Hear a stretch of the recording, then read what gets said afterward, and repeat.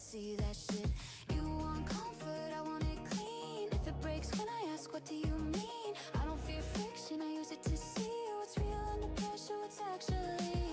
I don't confuse calm with fear, I don't confuse loud with clear. If it gets uncomfortable, good, that's usually where it should. I don't step back when the room gets tense like that. I stay right here in the impact, breathing slow in the aftermath. Oh, I don't step back, let it shake, let it clash. When the noise finally collapses, you'll hear me calm intact. I don't pull away when the pressure snaps like that. I hold my place in the blowback, right below, through the aftermath. I don't pull away, let it crack, let it crash. When the chaos finally collapses, I'm still steady, still intact. I don't fight for Hey, what is going on everyone, and welcome back to another stream. So today we're going to be finishing the NIKKE event, and also before we do that, we're actually going to be taking a look at Neverness to Everness 1.2 preview special program. So let's check it out, because I'm actually curious. I've seen people already comment good things about the live stream, saying that it's good, that there's a lot of content, but I haven't seen like any of it. I don't know which characters are going to come. Probably these two, right? Because they are here. I see that I see new skins, maybe. So I guess we just have to go take a look. I guess this is too loud, I think. And we're just going to skip these 10 minutes. Unfortunately, I couldn't watch this live because I was at work. I also couldn't check out the NIKKE live stream, which I might check it out during the live stream. I did get curious and did watch a little bit at work, so I know more or less what's coming, but we might check it out still during this live stream. But what I'm more curious about is Neverness to Everness. So let's take a look at it. And while we do, I'm just... Wait, what? Sponsor? DSD Pop? An anomaly. Welcome, appraisers, to the preview. Oh, is that a skin like right off the bat? I know this character. Version 1.2, 1000 less one nights, and also the launch event for DSD's hit. Wait, why is this like a girl character? Why does it have a male voice? Anomaly tabletop game of the same name. I'm your host, Light. As always, I'm joined by game designer Baggy to walk you through all the new content in this upcoming version. Okay. Hey appraisers, designer Baggy here. So nice to see you all again. Today's program is a bit out of the ordinary, as you might have noticed. Alongside the release of new content, we're also going to introduce an anomaly tabletop game from DSD Pop. So the format might look a little different than usual. We'll introduce you to the tabletop game in the second half of the show. And a big shout out to our sponsor, DSD Pop, for their generous support of the program. Yep. And before we dive in, we want to start by thanking all appraisers for your support, encouragement, and suggestions over these past months. We hear you loud and clear. We're working through every piece of feedback and drawing up plans to improve. So this time, we're leading with a look at some of the improvements arriving with version 1.2. Plus, a chat about what's planned further down the road. Okay, let's get into it. Let's kick things off with Heather O Hobbies, starting with Sea Angler. What is Sea Angler? 1.2, oh, the fishing thing. Caught in Sea Angler. Selling was your only option. Right. Once version 1.2 arrives, you'll get to keep your favorite fish in your own house. Then we can make our own aquariums that I hope we can actually like customize like fully. Maybe it's just pre-made, but even then, it's pretty cool. Like a Super Mario. This is made a Super Mario map. What's up, Upgrade for all Glenn? the I'm anglers out checking there. out the NTE live stream because I was at work, so I couldn't. I'm checking it out now. Have you seen it? Or I guess so. I guess so. I guess you are the first one. I can finally keep all the orange quality fish I reel in. So, anything we should Oh, know yeah, I about just fish started, keeping? so it's okay. There is I don't know why you're saying sorry. Oh, you watched it? You watched it with Gacha Smack? I saw that he was live streaming. Checking it out. I don't know if he's live streaming right now, but I did notice. That's why I'm here actually, because I saw the thumbnail and I was like, wait, what? 2.1.2 is out? And then, well, I saw the live stream and I saw people here in the comments say that it's pretty good, saying it has a lot of content, so I'm checking it out. And while I check it out, I'm trying to get some food because, as always, I'm starving. It is what it is. New game mode looks like D&D in a prop hunt mode. Prop hunt mode? That's amazing. I love prop hunt, but I never have anyone to play. I actually wanted to play the paint one, the one where you paint yourself. It looks super fun to play with friends, but I'm either working or they are working. It's kind of sad. quite a bit to it. First of all, you'll need a fish tank. Different tank sizes hold different numbers of fish. And they come in two types, freshwater and saltwater. Oh, A newly purchased tank starts as freshwater, and you can switch it to saltwater later. it's big a whole factor, ass too. minigame. Some fish need a tank all to themselves. I'm going to be honest with you. They're putting, like, their mini games have so much detail to them and nuances. I love it. I love it when they randomly choose this random thing that you can do in the game and make it like a whole thing. You can spend hours doing it, or you can ignore it, which is completely fine. I love having this kind of option to like just have stuff in the game and not be always the same thing over and over. I'm probably not going to touch it. I don't really like the fishing in this game. I usually love fishing minigames, but I don't know why I didn't feel too compelled to fish in this game. But this is pretty cool. Maybe I'll give it a shot. A newly purchased tank starts as freshwater, and you can switch it to saltwater later. You'll also want to adjust the tank's temperature and pH to give your fish a comfortable Yeah, place to like live. choosing the type And of I'm guessing you've water, got to factor in how pH different fish like to level, live. maybe Yes, even that's a big temperature factor, too. and stuff like that. Some fish need a tank all to themselves, while others do fine Space. in a community. So watch the mix of species in each tank. And of course, remember to feed them on time.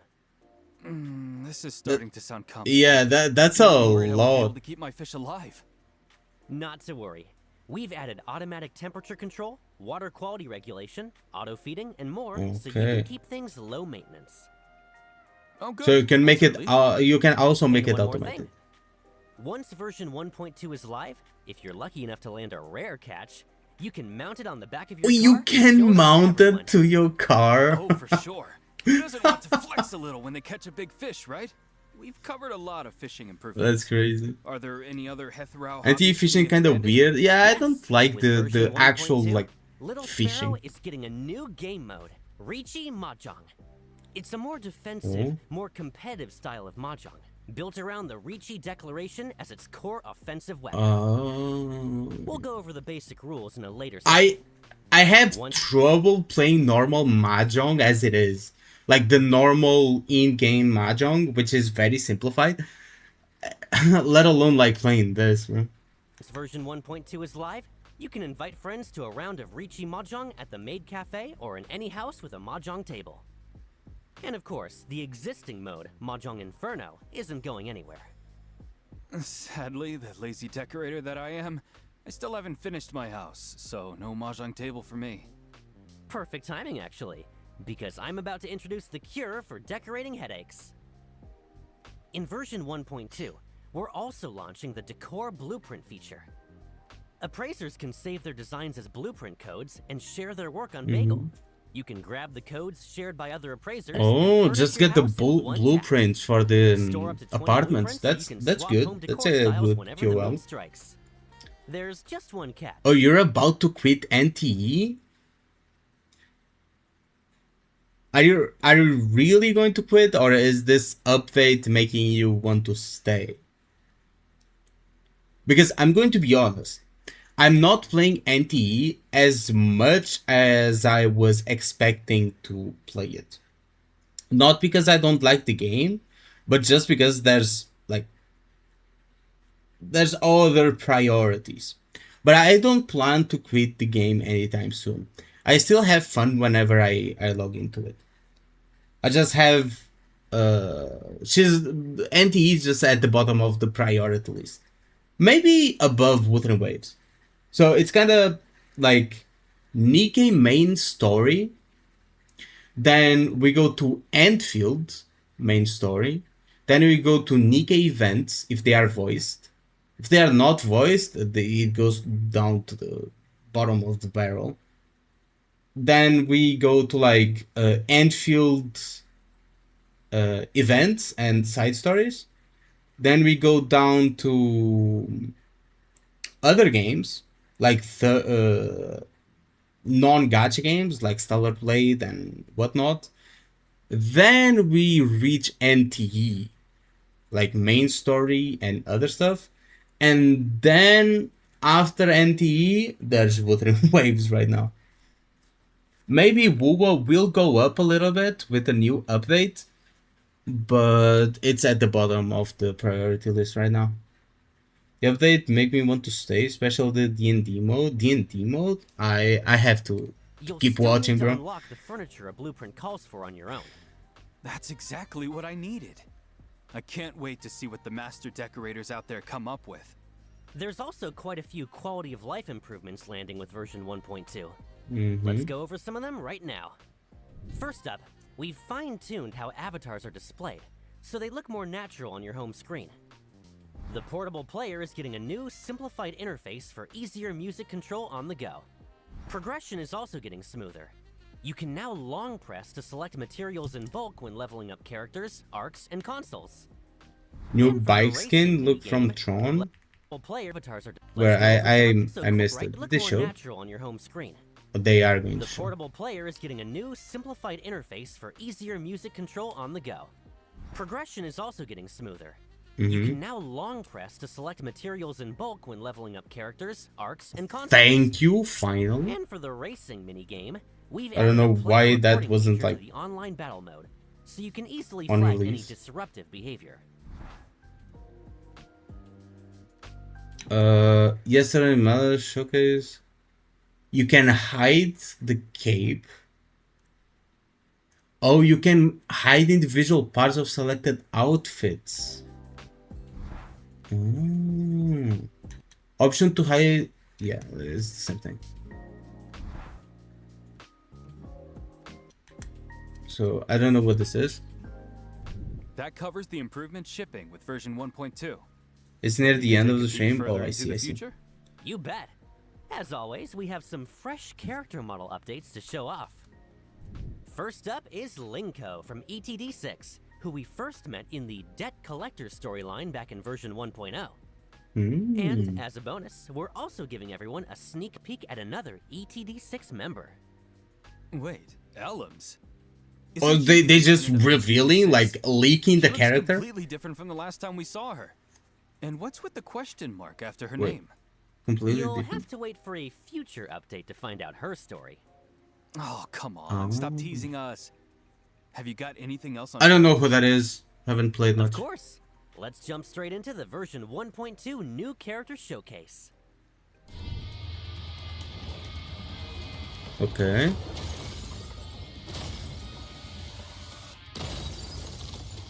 I don't know who the other one was. Wait, who the fuck is that? Is that her, but evil? Kind of reminds me of Android 21. I don't know if you know who it is. Meet Shinku from the Bureau of Anomaly Control CSU-2. She's an icy but decisive operative who keeps everyone at arm's length. Her Esper ability awakened when she was young, and she trained under her mentor from CSU-9 at one of the Bureau's branch offices. Recently, she got reassigned to the Bureau headquarters here in Follow Edinburgh, NTE live stream codes in Discord. I think I saw it. She definitely gives off that keep your distance vibe, huh? Almost the polar opposite of our bright and bubbly Mint. In everyday life, she can seem a little hard to approach. But when out on a mission, Shinku proves herself dependable far beyond her years. She's always the first to charge into danger and shield her teammates. That's just how the awkward dragon girl protects the people she cares about.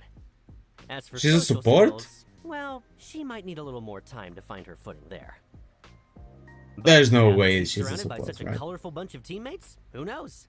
Maybe that icy heart is already starting to thaw. One look at her and you know she hits like a truck. Okay, Oh, she hits now I like have a to know truck. what her powers are. So Shinku's DPS. Esper attribute is Cosmos, and she's a master of hand-to-hand combat. Okay. Her combat prowess let her hit the ground running when she first joined the Bureau. But the rampages caused by First her one lack of control 1.2 are a again. I problem don't know. she I can urgently pull needs her. to solve. I want to Oh, pull her no matter what, rampages. bro. Care to elaborate? Even if I have to Of spend. course. Shinku's combat mechanics are pretty special. She has two completely different combat and movement kits. Let's go through them one by one. Okay, two In her normal completely form, Shinku different uses combat basic kits? attack special combat arts, unleashing a string of up to 5 consecutive martial arts attacks that deal cosmos damage. Landing the 3rd or 5th hit, or holding down basic attack during the 3rd, 4th, or 5th hit, triggers a variant of her basic attack special combat arts altered, and builds up her Defiant Spirit gauge, which lets Shinku enter What's her that, rampage Nanakumatsu? form. And Ghost Enemy is attack also here. flashes red, time the She dodge looks like just right, and Shinku Yvonne. performs a counterattack, answering with a vicious She flying looks kick good, that that's deals all I 1 can instance of see. Cosmos damage, builds up Defiant Spirit, and takes an extra chunk out of the target's break. I'm for sure going She to also pull has her. a unique mechanic. If Shinku is on the field in combat and goes a certain amount of time without attacking, she enters the Menacing Gaze state, sizing up Menacing her opponent Gaze. and coiling to strike. A dodge counter performed in this state not only deals bonus damage, but also forcibly what? knocks back the target. Shinku's redirect skill, High Speed Breach, Wait. So if you don't attack for a certain amount of time, she just glares at the enemy and like gouges them, like looks them up and down, and she's like, "Yo, bro, I'm about to beat your ass."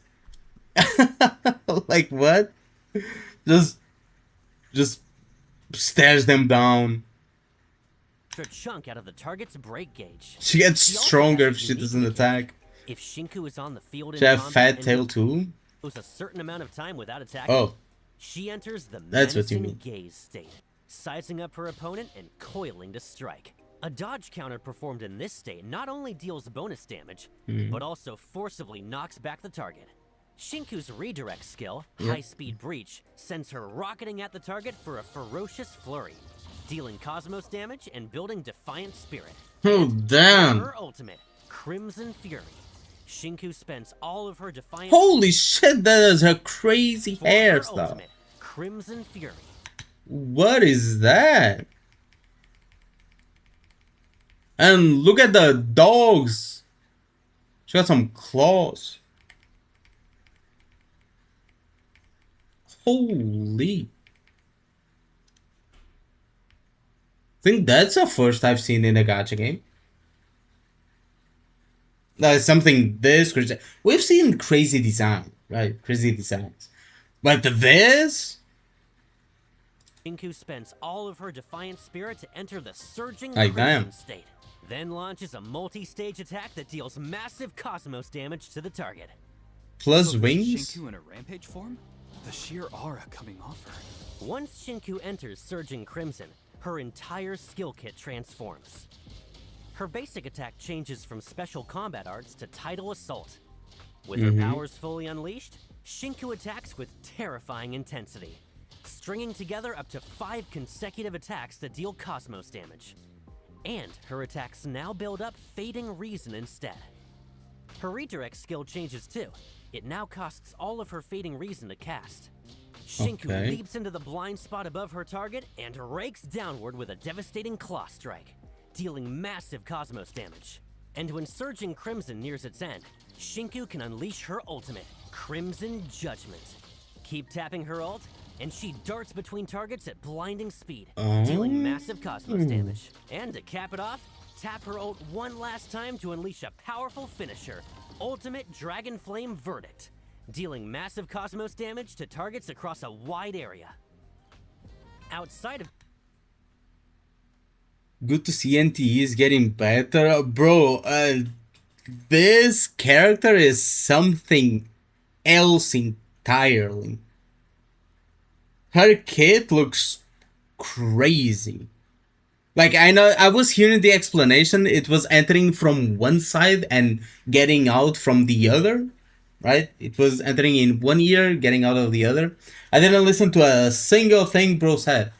I was just looking at what was happening on screen, and I was like, what the fuck is going on? Combat. A rampaging Shinku can vent part of her powers as pure mobility, dramatically boosting her open world movement and climbing speed. That's her movement open world speed. character trait. Wow, thank goodness she's on our side. So she runs And crazy that's fast. the perfect segue into her combat role. When fighting alongside teammates with a compatible Esper attribute, swap to Shinku to trigger an Esper cycle and unleash her support skill, a fierce knee strike that deals cosmos damage and builds Defiant Spirit. When Shinku takes the field, she gains the Charge Cycle Enhancement. So whenever the current active character charges up, off-field characters charge up by the same amount. That's a lot of theory. Let's watch a combat showcase and see Shinku in action. I thought about her, she good, but about the upcoming event, we'll see, we'll see. I mean, you guys have already seen it, I haven't. It's the first time I'm looking at it. So, ultimate, she goes crazy. She fills up the ultimate, then she taps it again. Crazy nuke, 0 damage.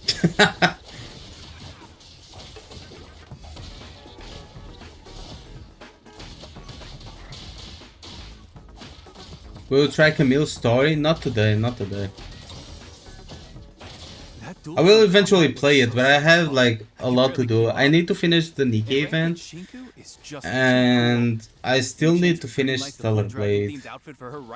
Maybe I'll do Camille before, but I want to finish Stellar Blade, so I don't know. First, let's check out how Shinku and the Appraiser can cross paths around Heathero.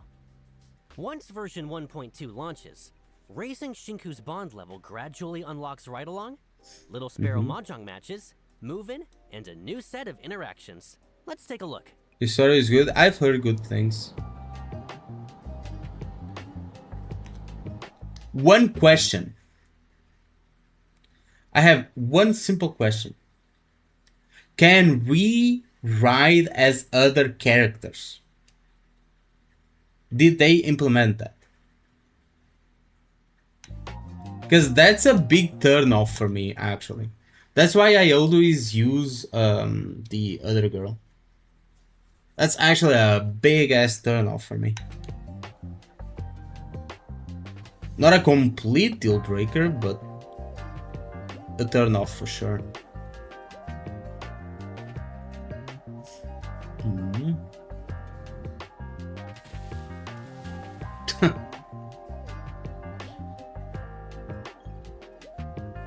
Okay, we got the, you know, the interactions with the character. Big ass tail. Can we grab the tail? Wait.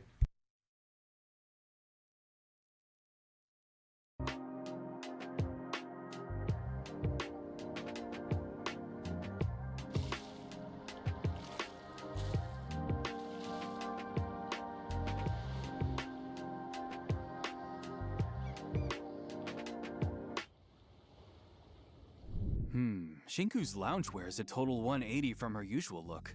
Never would have guessed this was her style. Shinku's city hangout story will also open up around town.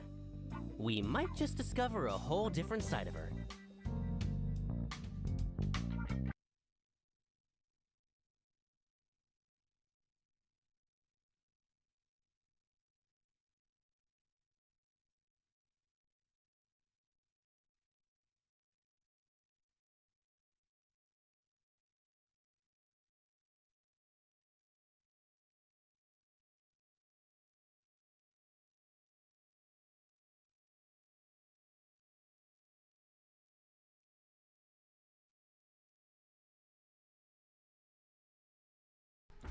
Anyway, I'm back. Got the omu rice. I think they're adding... what the hell? I think they're adding a lot of interactions.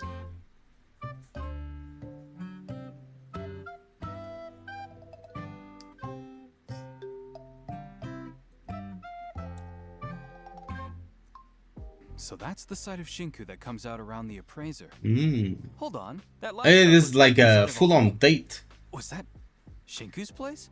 Oh, we're at her place? In the new version, Shinku's place opens its doors to appraisers. You can invite her to move into your house or Ooh. drop by hers as a guest. For more intel on Shinku, you'll have to dig it up yourselves around Heathero. So we can Up keep a next, bad bitch at another new our companion place who and can't then wait to pop say on to hello. her place. We all remember Iroi, right? In the Dreamwalk Corridor episode, she was the Yes. volunteer guide who showed the appraiser Anonali around Sunward Island. The sweet Yes, girl who I've welcomed us already onto met the her. island? That's her. Iroi also Yep, works she's in coming out. CSU2 at the Bureau of Anomaly Control as a teammate of Mint and Shinku. She's warm, wildly popular, and a natural at handling people. The thing is, her reaction to absolutely everything seems just a little too perfectly normal. Could that warm, gentle side be just a front? Or is there something more going on? Oh, and I Ooh. noticed three little lambs trailing after her. Are they tied to her Esper ability? They are. Iroi's Esper She looks attribute better is now than Her before. People said she changed. I don't see the difference. Let me check. Actually, I'm actually going to look it up. Videos. Let me see trailers. Like the first couple of trailers. Where is she? NTE Prologue gameplay. Is this one? Go around this paradise. Right. Oh, the horns? Because the horn... I mean... Look. Look. She has the eye patch here. She doesn't have the eye patch here. I like the horns on the old version better. I like the elf ears better. Maybe the outfit, but the outfit is mostly the same. I mean, maybe the eye patch can be gone, but I also like the eye patch.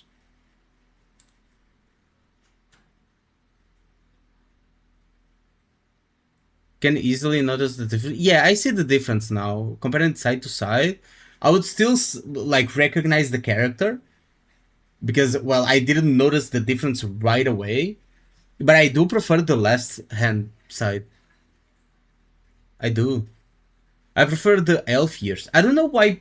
Why did people complain about this? What's wrong with this?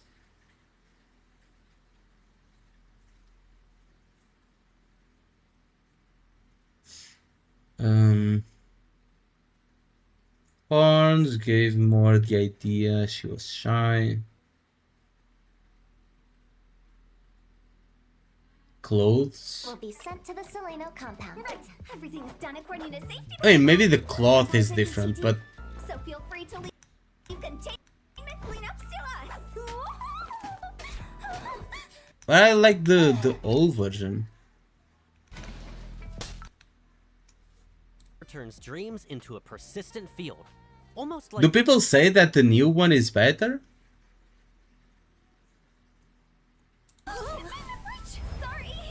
The outfit looks the same to me. Maybe the textures are better, but the overall outfit is the same.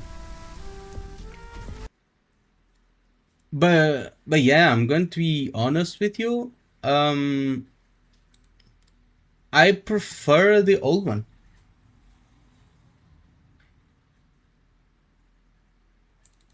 I prefer the old one. This one looks good too. And this one every also sight looks in good. that I prefer world the is old one. built by her 3 lambs, Phantasos, Morpheus, and Icolos. I see. Sounds like Eroy shares a special connection with critters. She does. Iroi's friendly nature earns her special perks in the open world. Interacting with small animals gives her a chance to receive useful items. Up to 2 times per day, capped at 999 total. Oh, that's quite handy. And what's she like in combat? So you just Iroi's get combat random mode is items healing and buffs. With from basic petting attack animals. collaboration, Iroi summons her lambs for a string of up to 5 consecutive attacks that deal anima damage. Building imagination on hit. Hold basic attack, and Iroi spends imagination to charge up, unleashing up to 3 attacks based on her charge level. So 3 attacks. So she's a support. Like 3 attack rotation.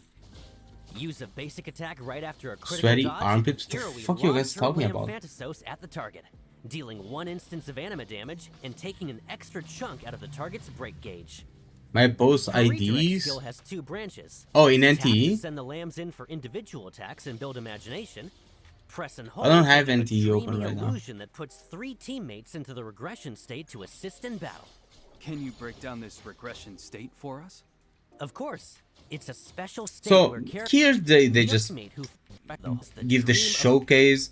I mean, it's a support character or healer.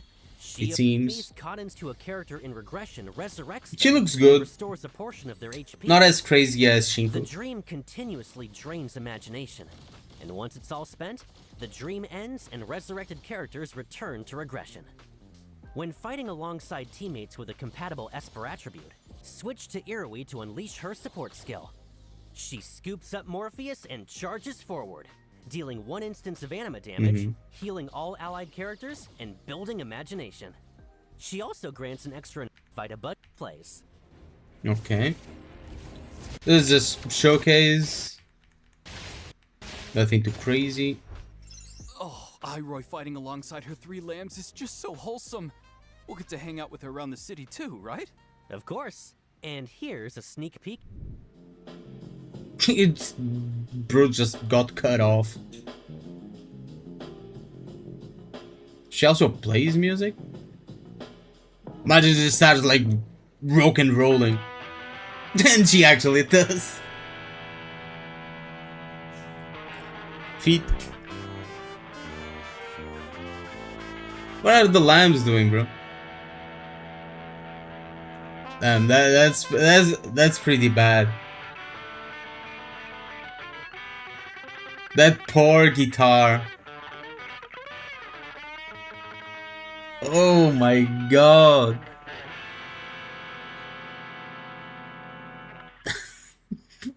Oh, the weight is killing me. It's going to feel like centuries. She before we killed get to the meet little Shinku lambs, and bro. Iroy.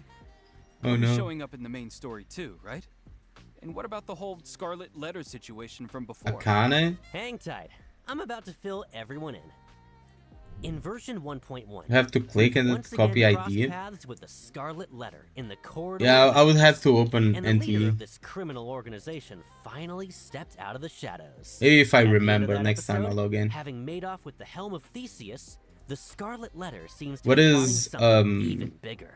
All this what is snatching up of Rossi doing precious here? anomalies seems to be in service of some mysterious game.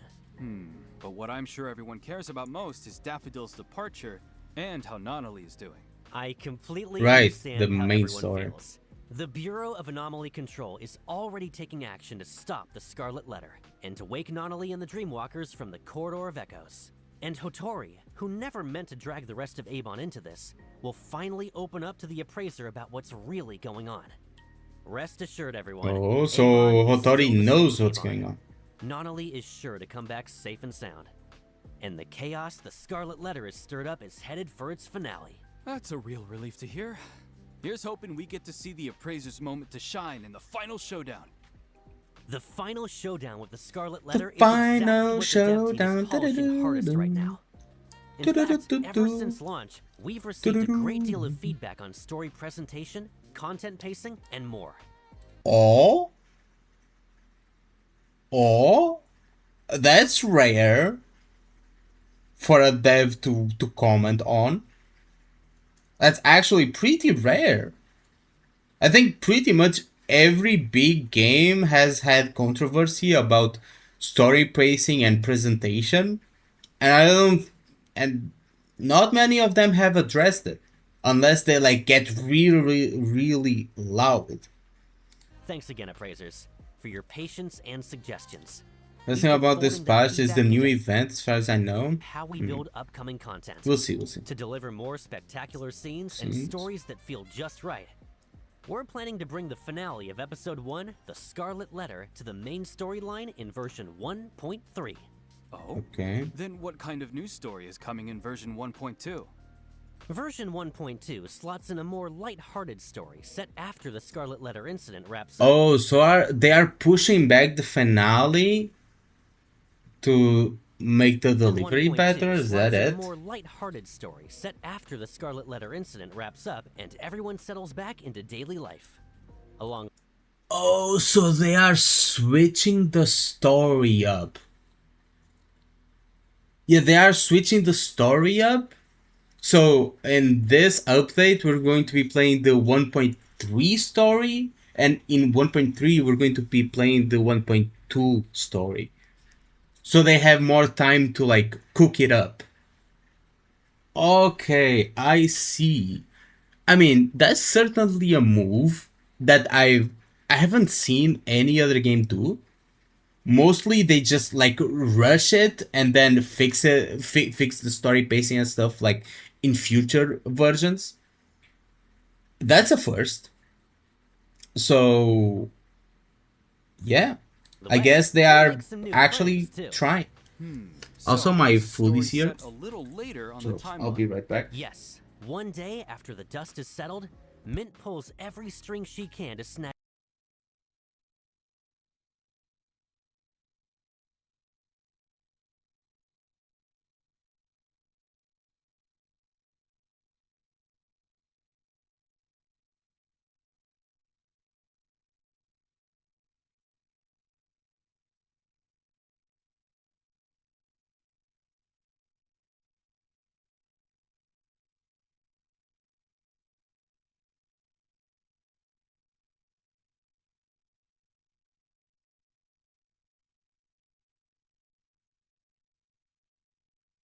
Okay, I'm back.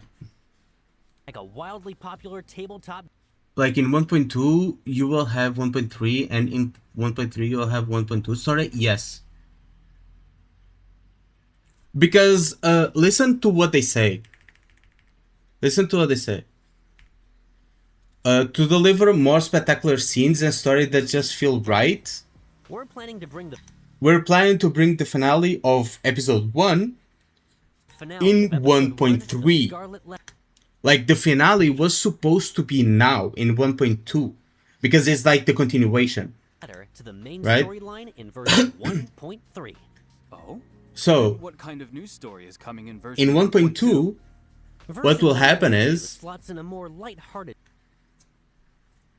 slots in a light-hearted story set after the Scarlet Letter, which is the story we are playing now, like the main story we are playing now. It's after that wraps up.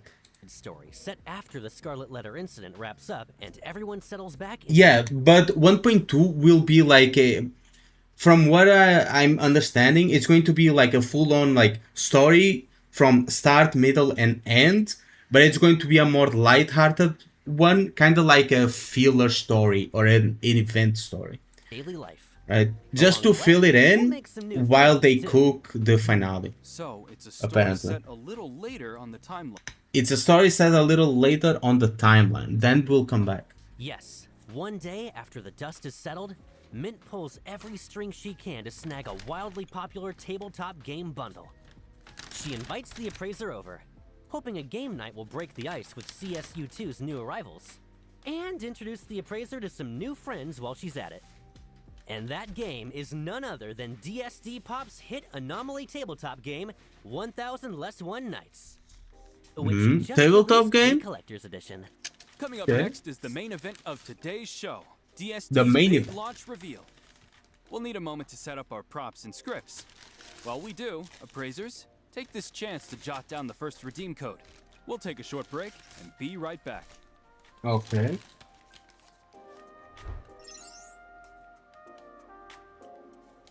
A new tabletop game. A new tabletop game. Is this like the D&D thing you were talking about? Just the highlight of the patch?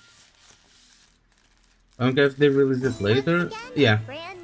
I also don't care if they like cook it and make it like What are the cute, adorable interesting. fuzzies busy with? Drinking water, bathing in the sun, taking in the breeze. How cozy. Uh-oh. Hey, did you have a sweet dream? Look, the mysterious fuzzy merchant is here. Stacking high. Oh no. Huh?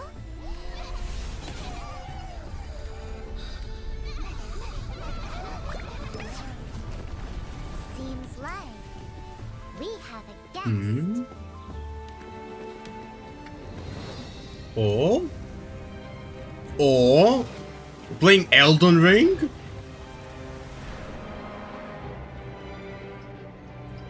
No.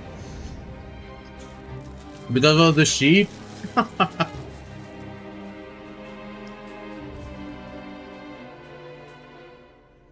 This is literally Dark Souls, bro. With no plans, we got you covered. Dive into fun stories and make memories full of laughter. Team up with friends and go on an epic adventure. DSD's newest anomaly game, 1000 Less One Nights, is now on sale. Come Wait, what? Instead of saying 999 nights, it's what 1000 less one nights. Did I hear that right? full of laughter. Team up with friends and go on an epic adventure. DSD's newest anomaly game, 1000 Less One Nights, is now on 1000 sale. less Give it one a nights. try. Okay. Come back. Another round.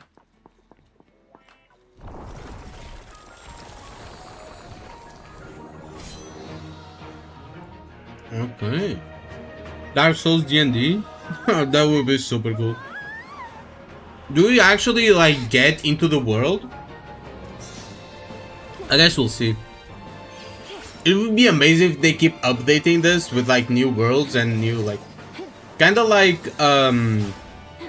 what's it called? That D&D game, Baldur's Gate.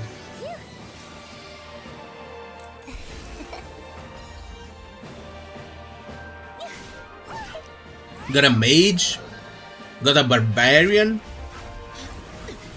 and a dragon knight. Well, makes sense.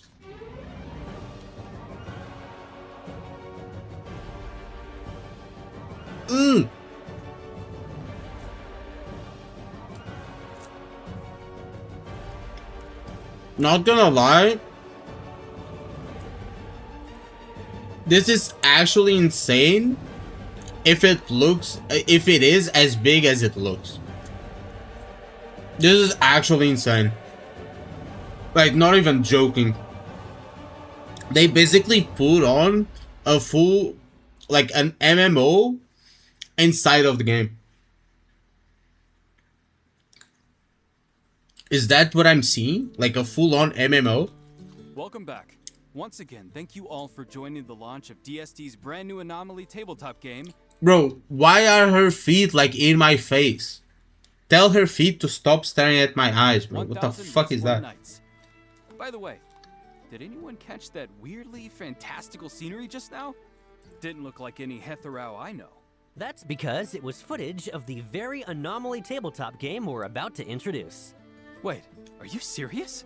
That was footage of a tabletop game? I'm dead serious. 1000 Less One Nights is a tabletop RPG. In version 1.2 Defeat are of the new main story, inevitable. we True. become characters on the game board and live out a full-blown fantasy adventure. A tabletop game that doubles as the way the new story unfolds. Now that's a novel combo. 1000 Less One Nights weaves a story perfectly tailored to its players. This time, the Appraiser and friends are whisked away to a fantasy realm, the Warren Continent. It's home That's to a Fuzzy full-on Village, map. What built the by hell? whimsical little creatures called Fuzzies. And it has a dragon problem. The Oh. party's quest? Help the villagers protect their home and slay the evil dragon. This So it's a monster. fantasy world generated by an anomaly tabletop game. No wonder the art style felt so different. And in that footage, I spotted several regions with totally different climates and terrain. Yep. Come on, give us more details. You got it. In this story, the 4-member party of the Appraiser, Mint, Iroi, and Shinku You know what would be cool? If other players could play as the other sets characters. out from Fuzzy Village onto the grassy plains of Warren. From the plains, they venture into distinct regions: volcano, ice field, and lakelands, battling different monsters along the way, before finally reaching the heart of it all, the Dragon Keep, to slay the evil Crimson Dragon. So the Crimson Dragon is the big bad boss. Look at this thing, it's terrifying. Can we actually beat it? If you want to take it down, pay close attention to what comes next. On the Warren Continent, each member You got full-on levels? Actually? It's an actual, like, MMO. Or it's an actual RPG. of the 4-person party has their own class. Defeating monsters earns XP to level up your characters and boost their combat power, with a chance to receive gear, along with all kinds of items you can trade at the shop. There's Yep. a gear system too? Yep, Yep. gear Yep. stands What the hell, bro? That's actually crazy. That's actually crazy for a minigame. I understand this is going to be kind of like the main thing in 1.2, but if they keep adding to this, like during a filler patch, they just make a whole new world for us to explore. This is going to be something unheard of in like these gacha games. Because it completely changes the setting, the aesthetic, the leveling system, everything. It's just going to be crazy. 7 equipment. There is RNG stats. I mean, for like the the game inside the game, I don't think it matters much. As like the actual gearing of the characters, like in the actual game.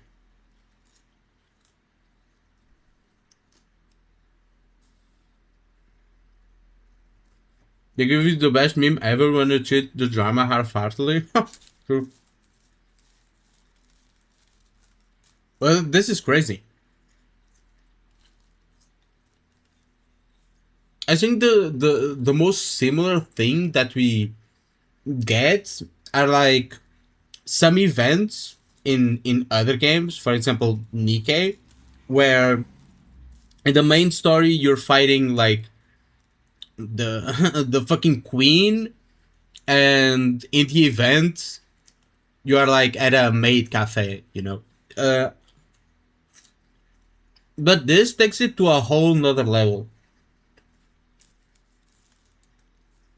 No other game I think ever came close. Is this going to be good? We don't know. I'm glazing the fuck out of it, but I don't know if it's going to end up being good. What I know is that no other game has ever tried this, or gacha game. A complete new different game inside the game. slots, with different rarities and class restrictions on top. And this Gear has a stats lot are of potential randomized, and pieces for can like roll filler random properties patches as well. that On make weapons, us like a random entertain property might even land as a probably stat more or as a than the passive main skill patches. effect. And that's where the appraisal skill comes in. Identify your new gear and find out its true worth. Why does this feel strangely familiar? Tell me there are armor set bonuses too. There are. Complete a gear set and you'll earn stat bonuses plus passive effects. Let me show you what combat feels like once you've leveled up and kitted out with high rarity gear.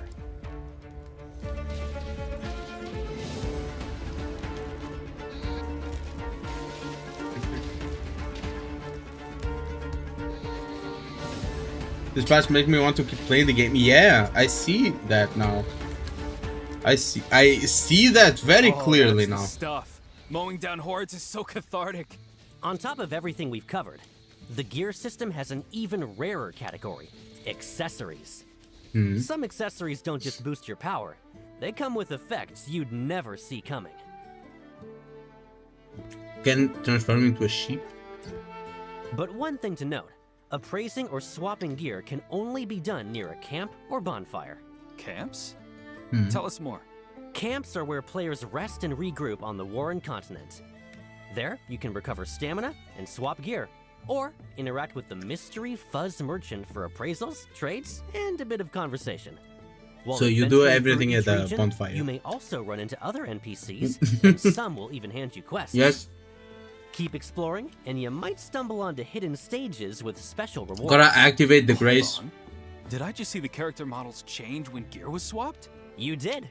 What you wear is what you see, and that's one of the Warren continent. There's no way. There's no way. Actually, not even most RPGs have this. Not even most like actual MMOs, RPGs have this. NTE has insane potential that can do something like this and doesn't even feel it. True. Signature features. Some equipment slots in the game have their own dedicated models, so the moment you swap a piece, the change shows up on your character in real time. So as you play, you can chase stronger stats, or hand build a look you love piece by piece. Personally, I'd say that's just as fun as pulling a legendary tier drop. Could we get a look at the gear on all four? The Appraiser, Mint, Iroy, and Shinku? No problem.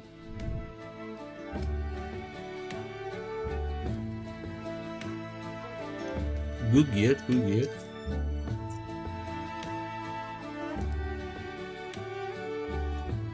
Gotta hand it to them. This game feeds the min-maxers and the fashion crowd. No wonder it's selling like crazy in Hathorau. And one more question. If every rest means trekking back to camp, isn't that a huge hassle? No worries there.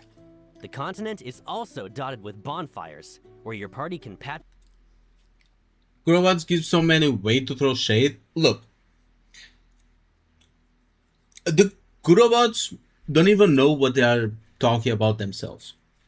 For example, during the last livestream, I gave the livestream an 8.4. I said that I liked the livestream, that I was looking forward to it, that it was probably the best thing they've done since the end of 2.x. I was excited for the new region. And people still said that I was hating on it. Like, what the fuck? Someone said like, oh, after watching the video, it's just a you problem. You're just hating because you're hating. And I'm like, then you didn't watch the video, dumbass. The fuck? Up on the go. Instant stages have rest points as well, so you're never far from a quick breather. I can tell this tabletop game is packed with things to do. But at the end of the day, everything you experience stays inside the game world. That feels like a bit of a shame. If we could take those gear sets out of the game and wear them around Hathorau, I wouldn't say no to that. First off, you're right. Conquering Are the they Warren going to let us do that? continent is no quick jaunt, so this mode will be permanently available. You can take on the challenge whenever you have time, and save and quit at any point. And after your first clear, the game is fully replayable. Later playthroughs unlock previously unreachable regions and new quests. Oh, actually? What the hell? And higher tier gear drops for you to appraise. Keep an eye out for that. Second, playing the 1000 Less One Nights tabletop game earns you the event token Mystery Buttons, which you can spend on select items. The event shop stays open long term and is accessible anytime through the event page. Back to my question then. Can we bring the RPG gear into Hathorau or not? You absolutely can. The event shop lets you exchange for select That's in-game actually gear as crazy. outfits, wearable right in Hathorau. And That's since we're on the insane. subject, let's get into the new So outfits basically, for this a version. bunch of skins In for a version bunch of 1.2, characters. Beyond the 1000 Like, Less just like One that. Nights adventuring looks, we've prepared outfits in all... Meanwhile, we struggle to get like a single skin for any other gacha. Or like big 3D gacha. kinds of styles. Over the course of several updates, a total of 19 brand new outfits will be making their debut. 19? That's quite a lot. 19 new outfits. Yep. Let's start with the 1,000 I mean, they are free. You have to play to get them. Less One Nights outfit series.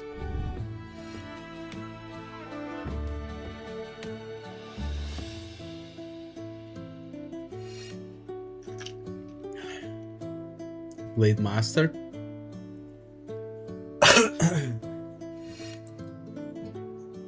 Glory Days.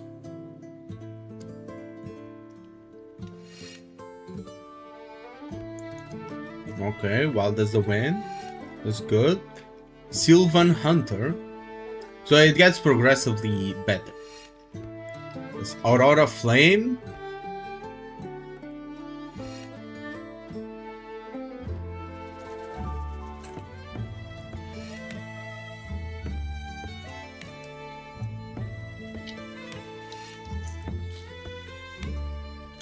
Dreamweaver.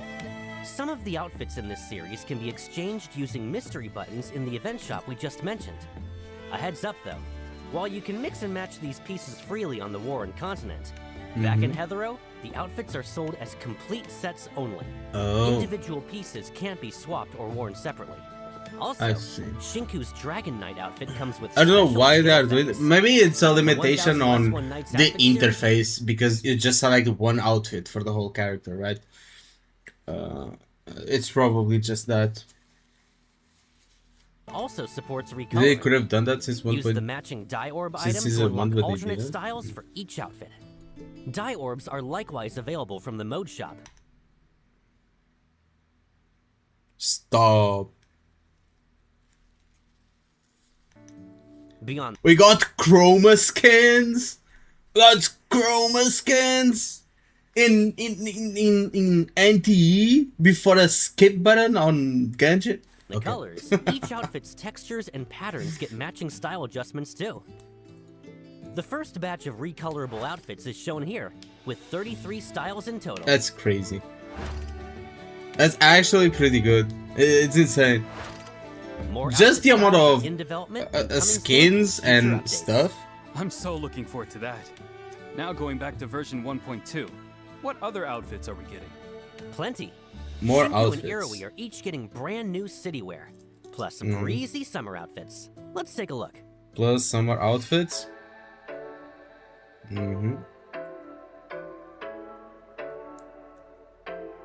Chroma pack with 1000 RP. You gotta wait for the essence shop. You gotta wait for the essence shop. Suno of Terrasi.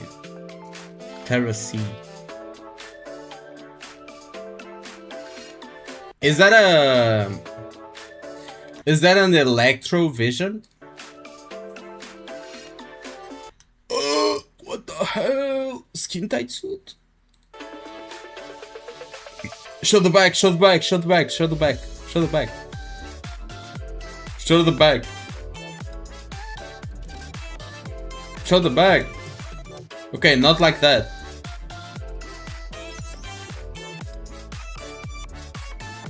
They didn't want to show the back. Okay, Summer Dream, Iroi outfits. Okay, those are great. I can practically feel summer coming already. Now if only the existing roster of characters could get summer outfits too. I know plenty of appraisers are thinking the same thing. Don't worry, we're on it. Summer Oh, they're outfits for even adding- more characters are arriving in version 1.3. Cool. And quite a few familiar faces will be getting swimsuits A of their own. shitload of skins. Yes. Okay, I like skins, but let's not make it like the focus of the content. Beach days with the crew and a camera roll full of bagel-worthy photos, here we come. But I do like We've skins. thrown a lot at you, so I love let's take a skins. breather now. Here's the second redeem code for the day. We'll dive into the next segment shortly. I always thought that these games have like so little skins to them.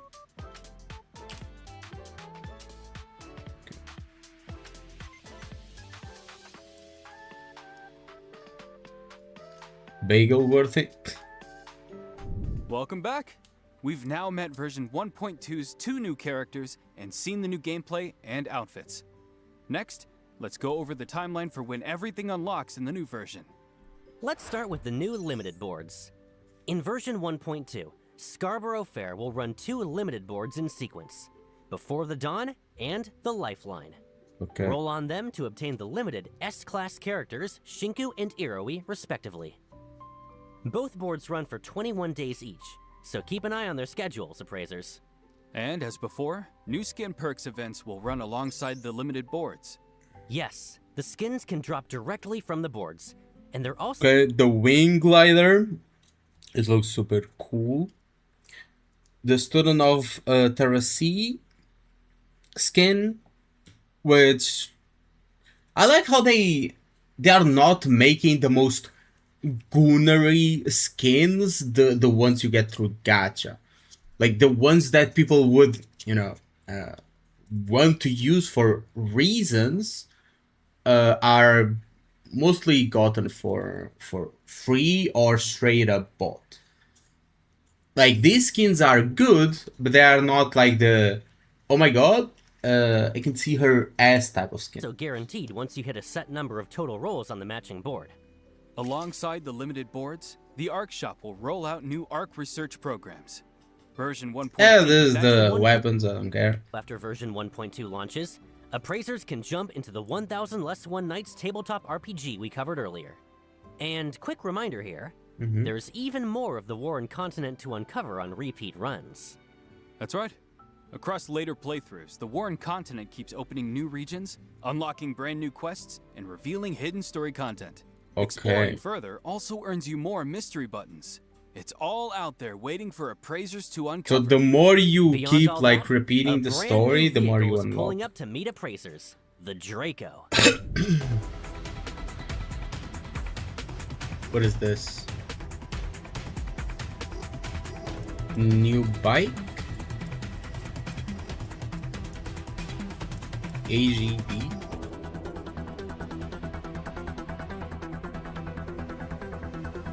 Oh, what the fuck is that? Did they make like a turbo booster? That's why you need like the extended back wheel? They slapped a turbo on it? It's basically a car engine. Holy shit.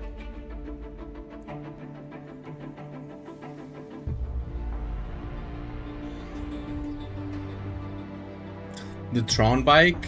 I can see it. Like, holy. New regalia.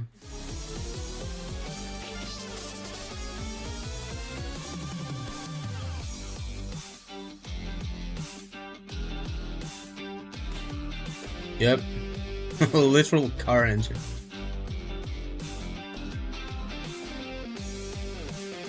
A V6. They put a V6 on a bike.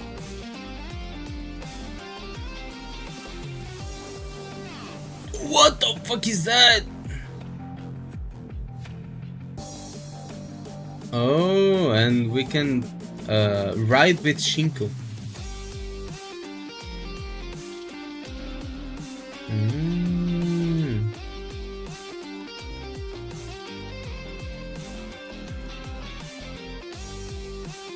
That's different.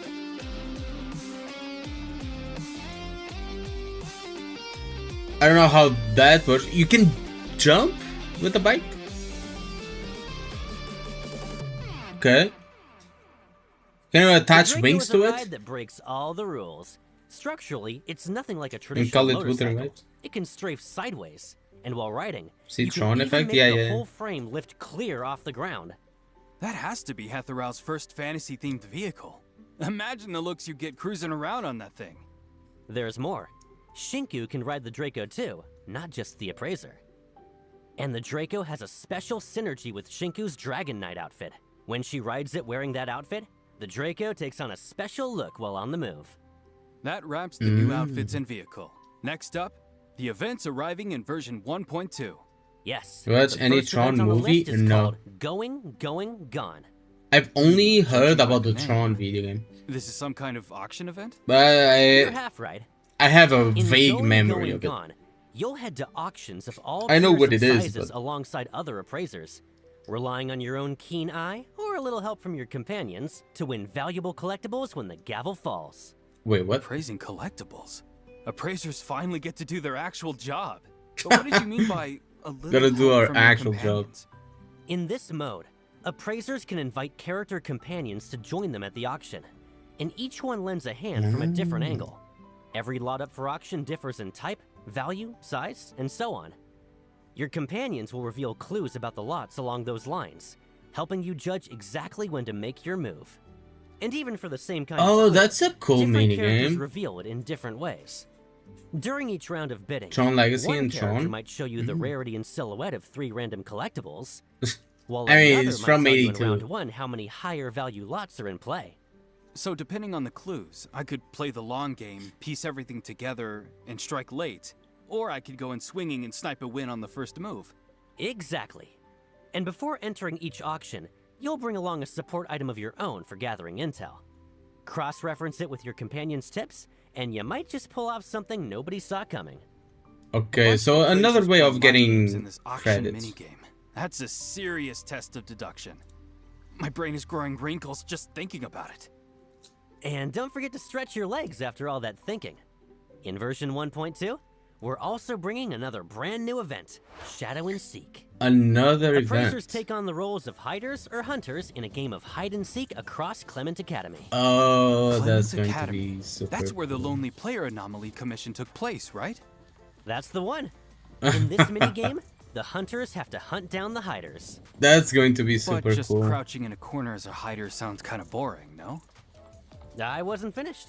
When a match starts, each hider gets a random set of 3 objects from around campus and can Okay. transform into any one of them anytime, anywhere, blending right in while the hunters comb the grounds. Anything else on top of that? Special skills, maybe? Hiders also get a decoy skill. They can plant a decoy on the spot to fool the hunters, while hunters have a scan skill that can detect nearby hiders and decoys. If the hunters take down every hider with their attacks before time runs out, they win. On the flip side, if enough hiders survive to the end, or every hunter gets eliminated, Bro, the dodging. hiders take the match. Wait, hunters can get eliminated? Don't tell me some hider's going to jump me from behind. There's a special rule here to keep things fair for both sides.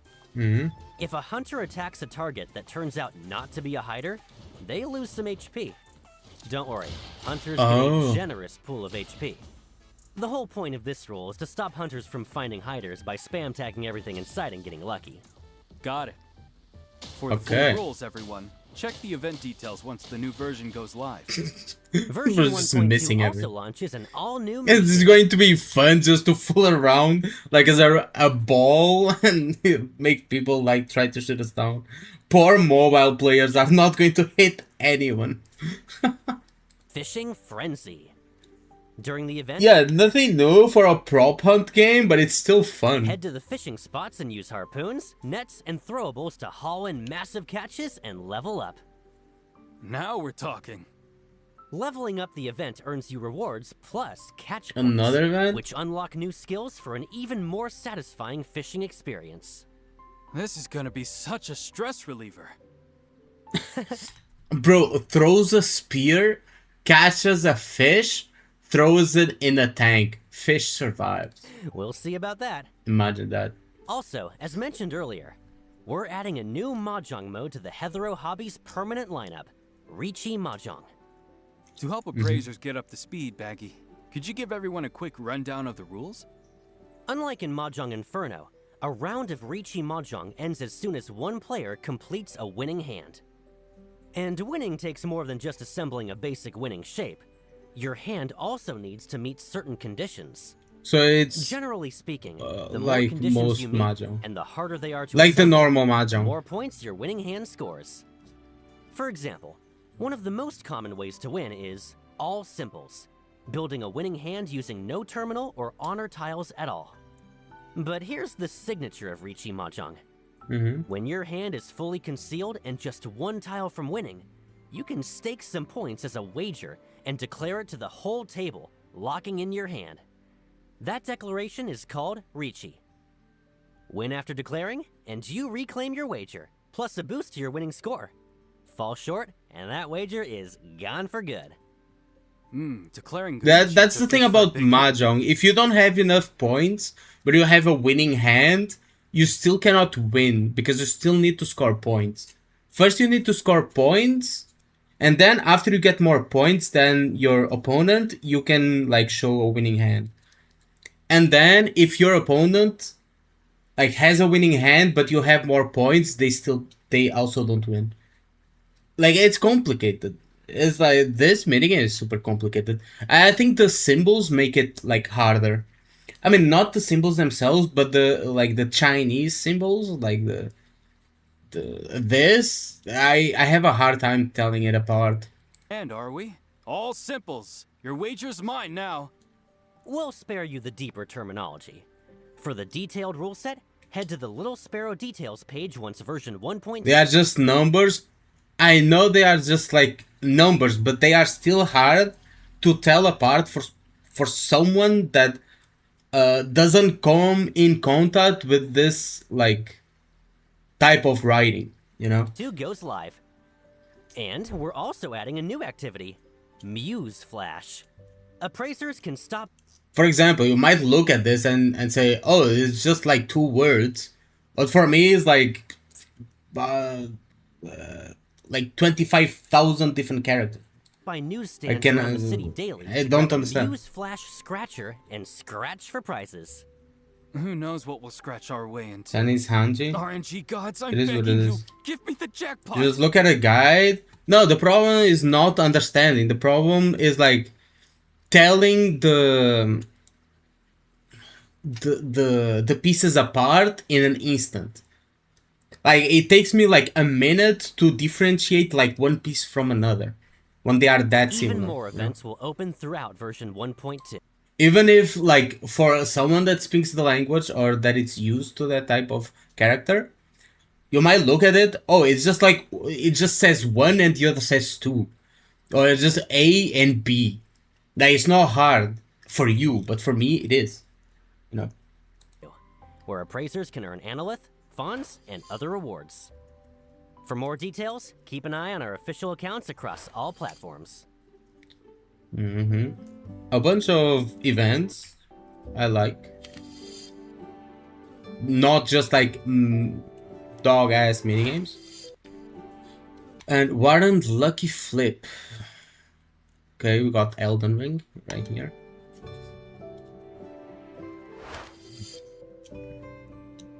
Stamina recharge.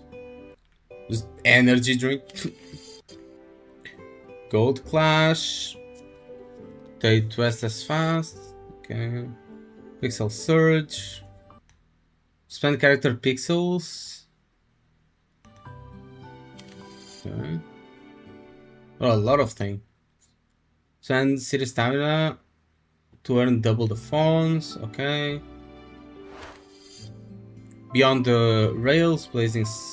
I don't know what this is. Is this like the Up endgame next or some is shit? today's 3rd redeem code. We'll see you in a bit.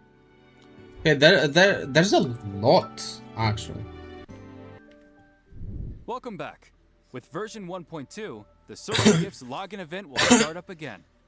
After the update, log in for 7 days to claim up to 10 solid 10 premium pools. None of that 5 premium and 5 standard dog water kind of bullshit. No, just 10 straight up pools. dice. Don't miss out, appraisers. Like it. Also, appraisers who create a character and unlock the mail feature before the end of version 1.2 will receive one S-Class standard character selection box Another one. sent via in-game mail. Okay. NTE is also about to land on Just randomly giving the standard like 5-star. Okay. platforms. Just randomly. Just because they feel like it. July 8th NTE officially launches on Steam, Steam the Epic Game and Store, Epic and the Game Samsung Store. Galaxy Store. Okay. Pick whichever platform suits you best and jump into the adventure. Maybe We'd love to I'll see even more play it appraisers through out Steam. exploring Heathrow with us. Beyond what's happening in game, we've Are we also got even offline reading events chat? and Yes, collabs I am. underway. What do you We're want me to detecting say? Wartimer index fluctuations. A new coordinate just surfaced. Los Angeles and... Bro, you know, my eyes are looking up here, not down there to chat. Anime Expo. That's right. NTE is heading to AX 2026. From July 2nd to July 5th, come meet us where the Is that mint? I just noticed that she's like buried underground. anomalies converge. There's also the NTE and Beard Yeah, Poppers come collab hard running for right Shinku. now, all the way through July Oh, 13th. hold your horses. If you haven't dropped in yet, now's the time, appraisers. Big thanks to everyone who turned out for the Katie event. We'll see you July 5th at the Little Tokyo store for more delicious cream.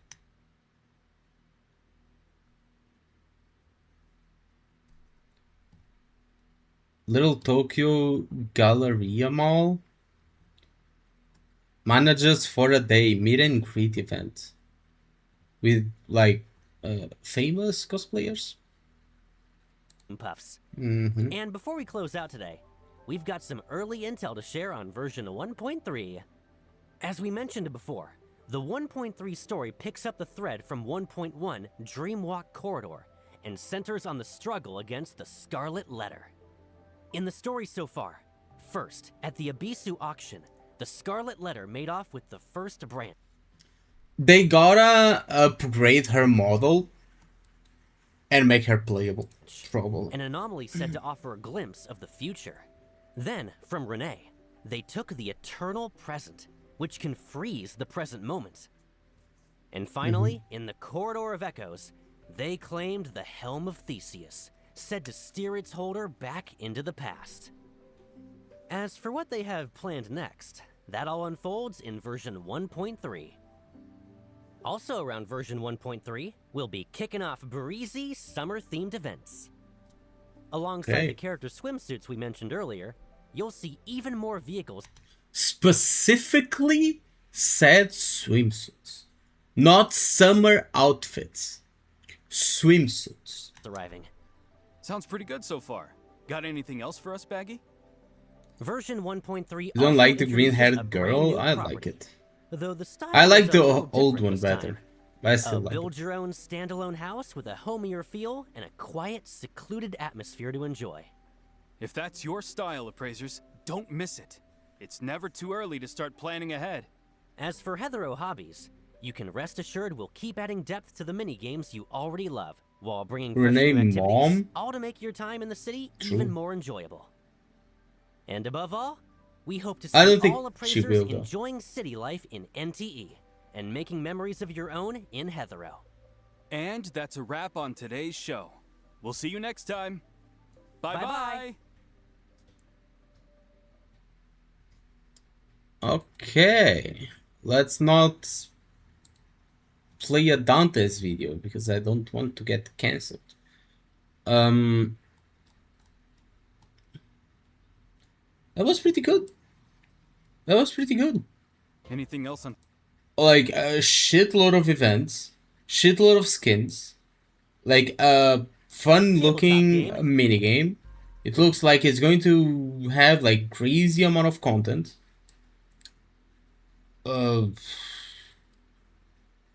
What else? New bike, new characters, prop hunts, fishing, improvements in fishing, expansion actually. There's We got aquariums.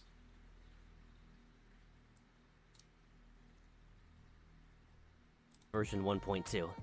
Let's go over some of them right now. I have We find no words. It looks good. It looks amazing.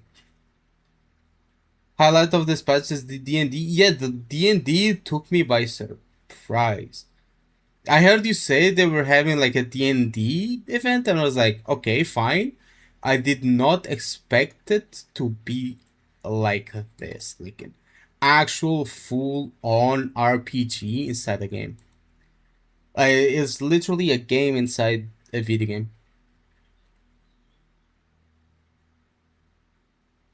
That's insane. Actually.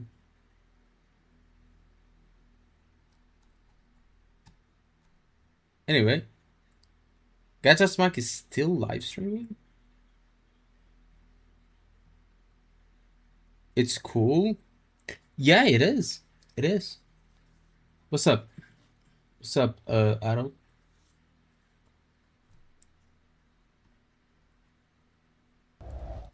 Let me change to this and let me open up NIKKE.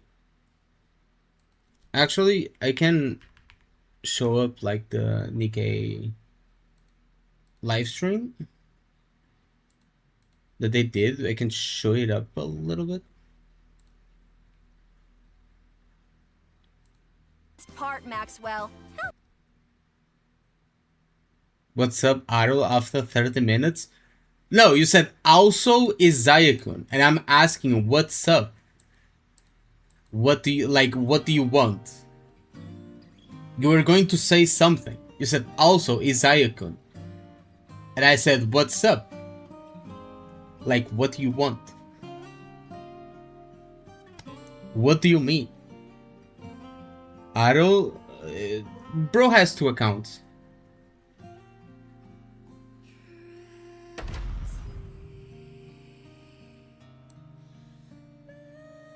Also, this is something I wanted to see. Not even because of the live stream itself. I just want to check on the content creators like showcase that NIKKE does like pretty much every time. Like while waiting, they show like a lot of content creators stuff. So let's see. Yeah, this is just a song.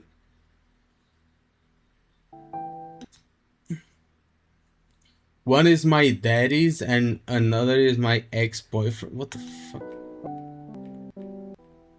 Stop the cap. Watch Camille trailer. Okay. I've already watched Bro's trailer, bro. I already watched Bro's trailer. Can YouTube like? Okay.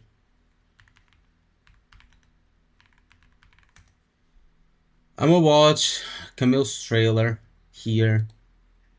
Is this what you want me to watch? And if she's coming after you, That's Camille. She has like scissor blades for legs. That's pretty cool. welcome to the League of Legends. Anyway, I'm just joking. See, I've already watched it. I think I've watched it on stream actually. Did I not? Yeah, I shared the trailer, bro. I said that it was very League of Legends coded because of the music. Blood always Like this kind of music is very like League of Legends coded. your sins always find you out. The Silver Palace trailer. Speaking of Silver Palace, actually this song is fire, bro. Speaking of Silver Palace, I have to pre-register.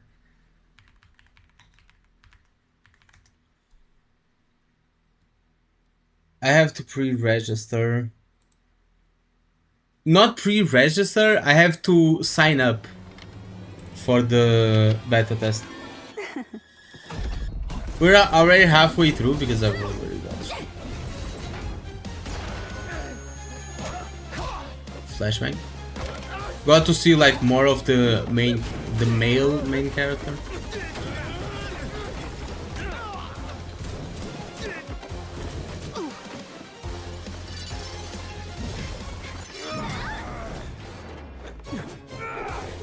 Couldn't play it. It's Unreal Engine 5. I mean, hopefully they optimize. Did bro kick him in the nuts? You're not a man if you kick another man in the nuts, bro. That's cowardly. What's that expression? Don't look at me like that. You thought? Female MC looks cute and cool too. I do prefer the female MC on this one. Though male MC also looks pretty sick.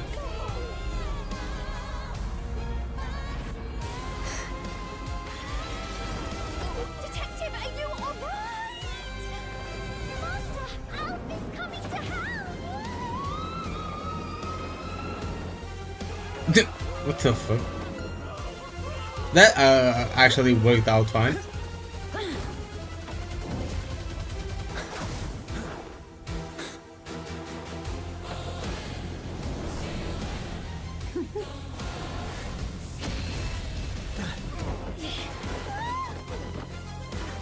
I guess we have a contestant for like best out of armor here. Because I think it's going to be a competition between this guy and 4 main characters at least. It's going to be a competition between this guy and Rover.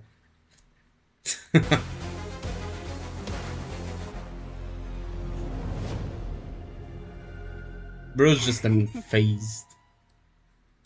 Yep, Silver Palace. It will all depend on how well it will run. True. Let me see. Can I... What the fuck? Can I check out the thingy?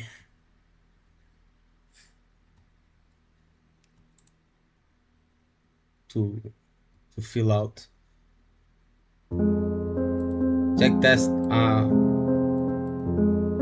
Let me see. Let me enter my email.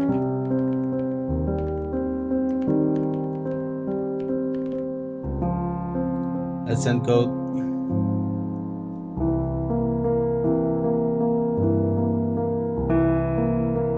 Where is it? 6 6 5 4. Let's check.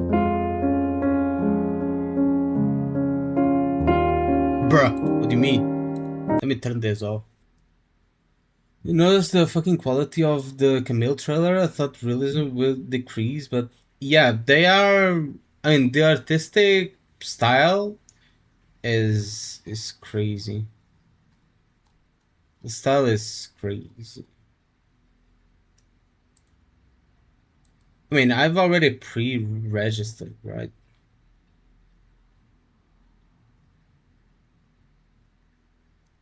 Can I not apply for like the beta test? Or is it like given to like anyone that designed the beta thingy?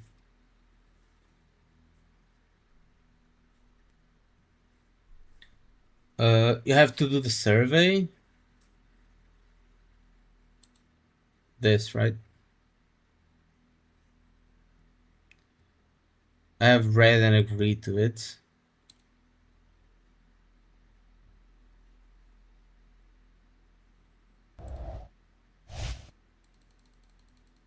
Let me select my date of birth.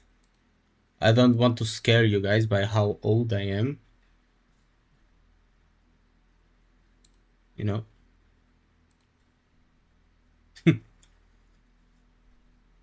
I mean, most of these I can share. Like, platforms you have played on the last 6 months. Windows. Next. Next. What graphics card will you be using for the test?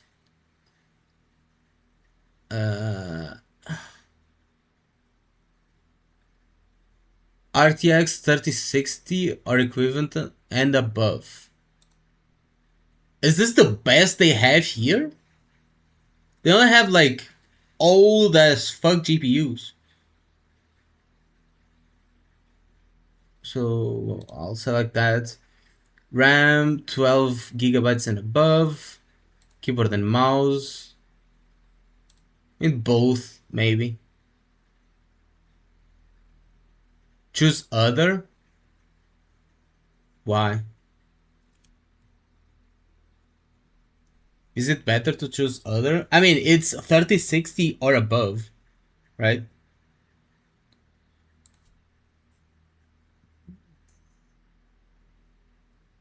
What suits better? I mean, I basically only play with mouse and keyboard. Oh, can I go back then? I cannot go back.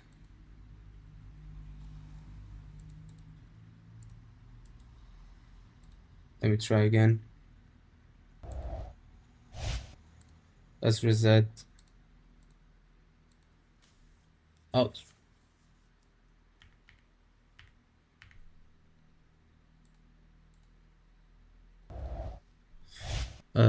Windows, other, RX 7800 XT. Next, 12 gigabytes and above. I'll select both. Which genres of PC/console games do you play the most? Action RPGs. I've played a lot of sandbox, but I don't play much anymore, but I still selected. MMORPG, I played a shitload of them. I don't play it anymore, but I have some.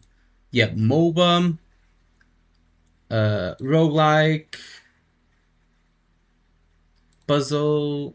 I can only select like 5. The fuck? I played most of them. Next. How long have you played each of the following PC/console game? Final Fantasy XIV, I've never played. Neverness to Everness, 20 to 60 hours. Hogwarts Legacy, I tried it out, but I didn't play much. Monster Hunter series, probably. Actually, I can check. Can literally check.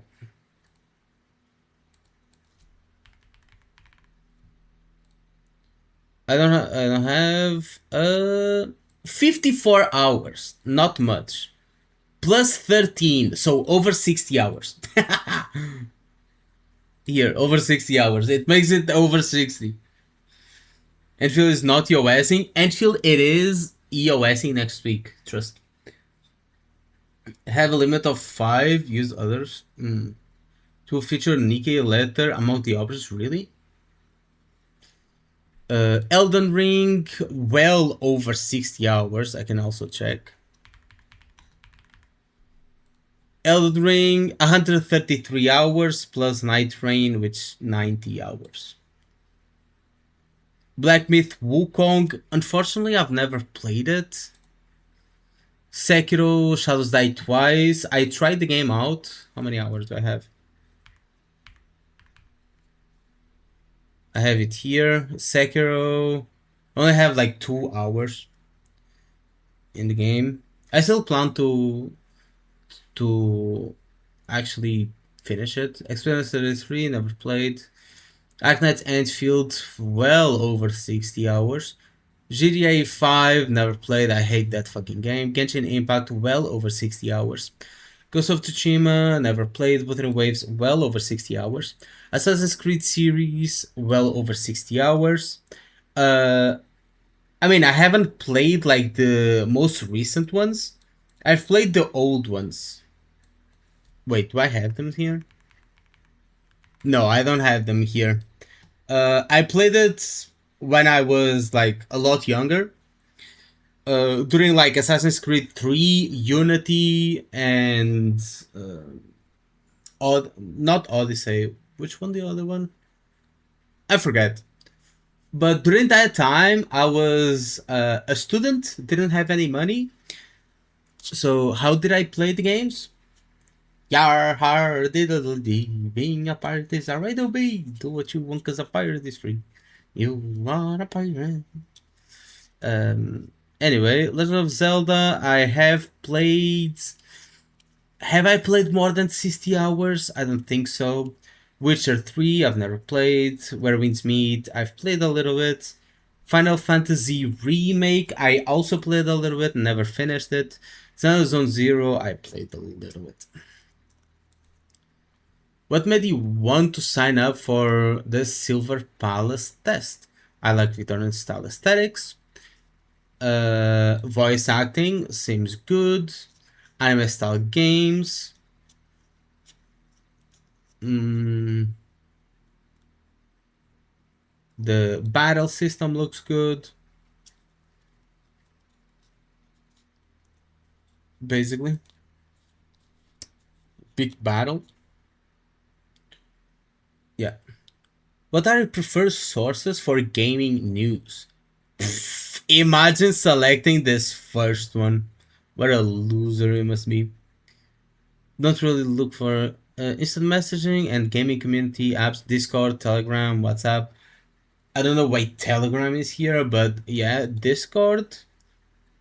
I mean, not really, because I'm not on any news Discord like server. I get it like from friends. Video platforms, YouTube.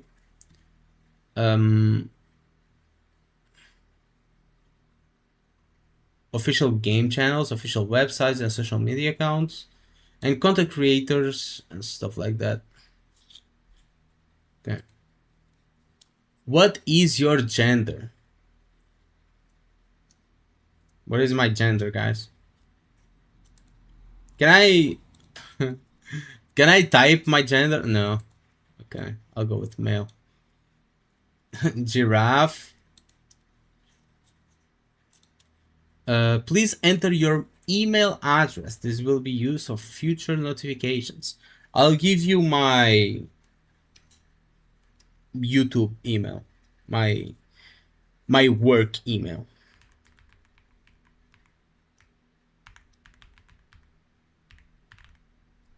Okay.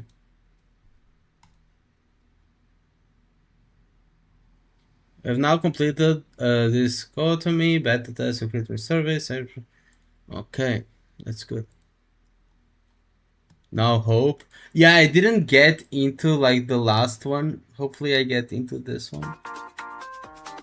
Now let's keep watching.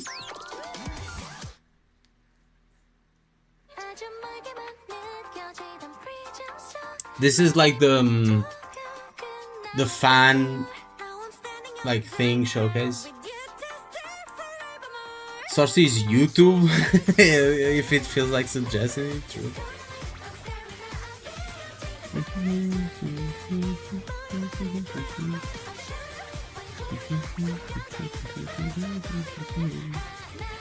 Pretty Story was so sad. If you like incorporate like the other events, it's so fucking sad how it all ended up, bro. Oh, the 2 points, the upgrade mechanics, the events, the weapon manufacturer are all lore. Yeah. What is this? The NIKKE live stream. They do like showcase like fan stuff at the beginning while people wait. And I like watching it. There's always like something fun to watch.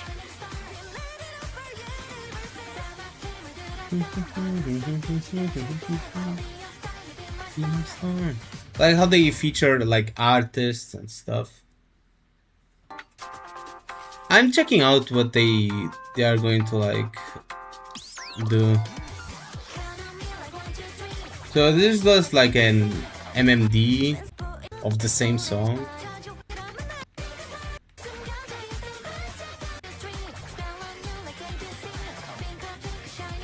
The characters look dead. Holy sh! But don't get this. What the fuck?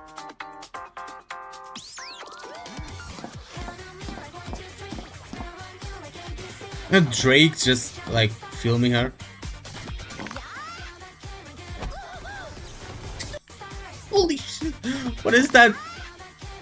Yacht, bro! Oh, damn!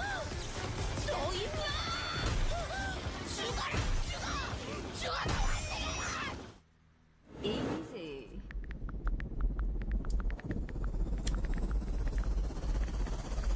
I mean, someone had to model like these. Is this like...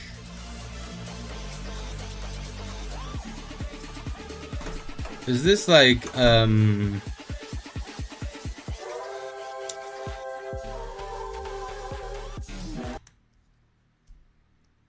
where are her shoes? Did she lose her shoes?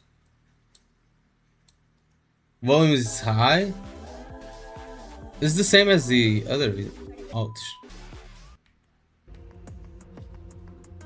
アニス、私のことが気に入らないの？気をつけてきている。 Some more NTE. あなたに惨め。何がわ？ See what they have. Just part of the story.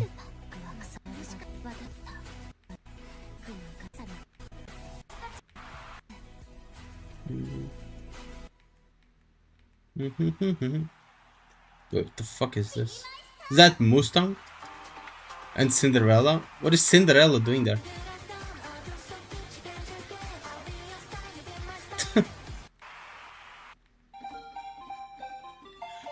Oh, I saw this one. I saw this one. Oh, you meant Volume, the character. Right. NIKKE story and character design are two different worlds.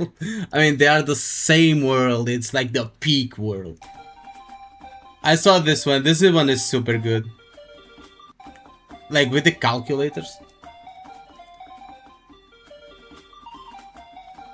Dun, dun, dun, dun, dun, dun, dun, dun, be my star. Dun, dun, dun. What else do we have? What the fuck? 아니요. 당신의 방주에 필요합니다. 제가 머스탱이 되겠습니다. Mustang. 어떻게 할 생각이냐? 테트라를 제 겁니다. 재밌지 않습니까? 꿈꿔. I don't understand. 방주는 제 겁니다. The fuck? Bro died.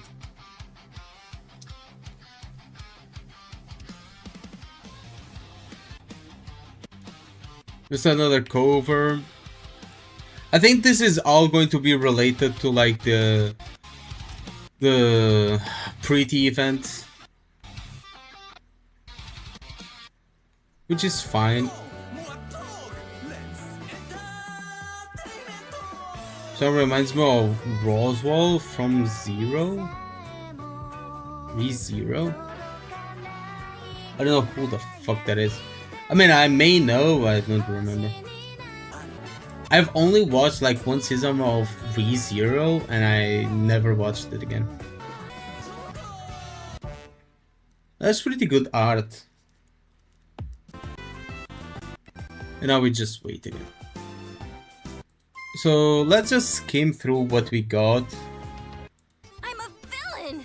Don't let me get Got with this hero Drake nonsense. skin, We can't probably. help it. Laplace is looking very good, very cute. Live up, so we need. Looks like they're. So new area, new NIKKEs, new costumes. Let's check out the new NIKKE, which is god damn. What the fuck?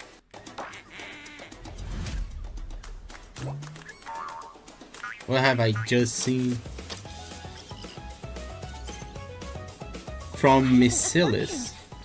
Look. It makes me self-conscious when you stare at me like that. Are you curious about my penguin outfit? God damn, bro. Why isn't this Holy. working? Look.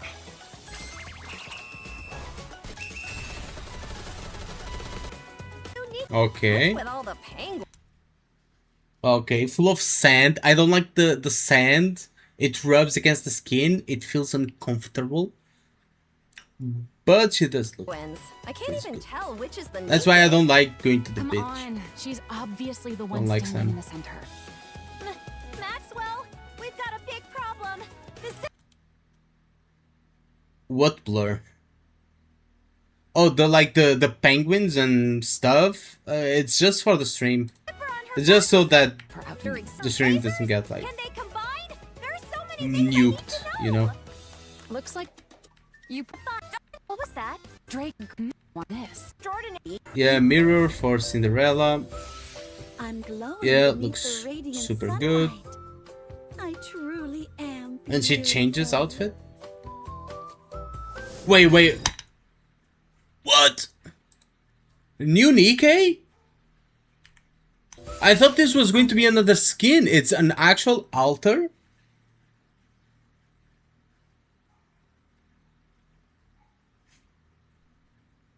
Glowing beneath the radiant sunlight. That's I a truly surprise, am beautiful. actually.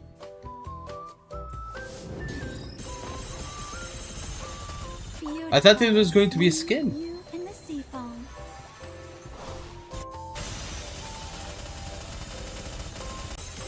Perfect. Hero of summer, Cinderella Crystal Wave has arrived. So no, it means there are Okay. hero and villain versions. Truly impeccable. You both just talk without thinking, huh? Gonna contact. Now, Okay. You guys are. Naruto your ult is swimsuit still so good. beautiful. True, but what about Naruto? Only just enter. Heaps of things I want to talk to you about. Gray needs to. Let me see. Prince. Oh, This is a skin, right? let's go play in the water, Prince. Oh. It's my New first costume, time okay. wearing a swimsuit. Shell So I'm Princess, a Little Mermaid, self-conscious, with the bare feet. but I'm happy. As long as you like it, Prince.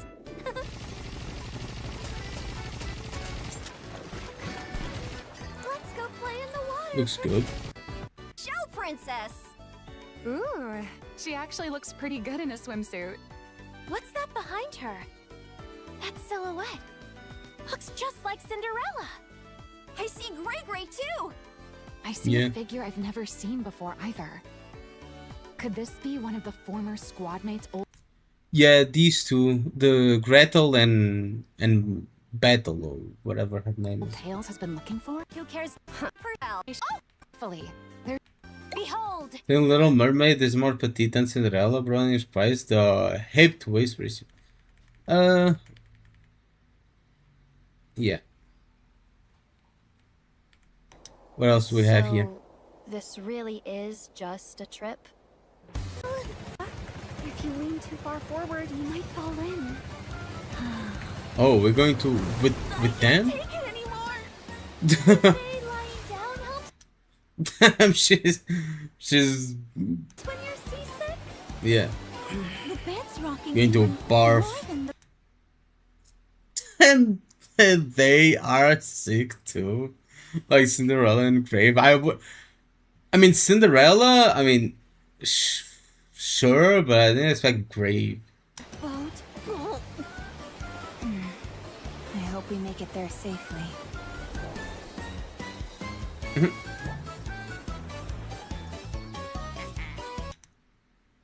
Why is the story so dark then? What do you mean so dark? I mean, yeah, this is NIKKE, but it's supposed to be a fun, happy summer event. To forget about the problems of the actual story.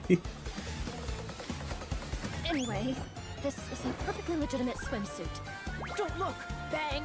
Ta-da! Don't look. I look Let me teacher. look, penguin. Eating ice cream? Did you do that Yep. with my bubbles? Yep. This is going to be... Wobbling. YouTube is going to love this event, bro. YouTube is just going to love me for playing this event on stream.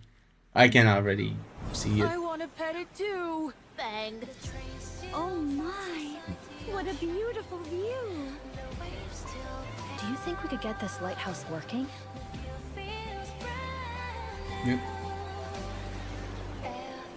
I heard digging is your specialty. Then you'd better put more effort into it. Okay. What, to find a I'll do my treasure? best.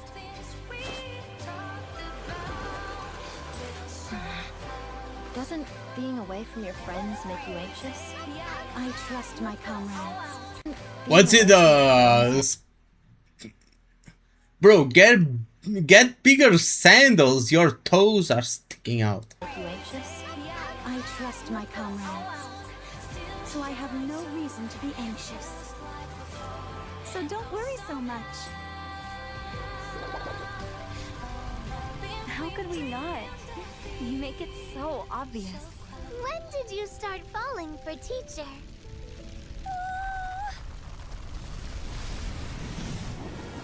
What's going on? Damn. Over there. New boss, I guess. Feet. Information regarding this summer mission.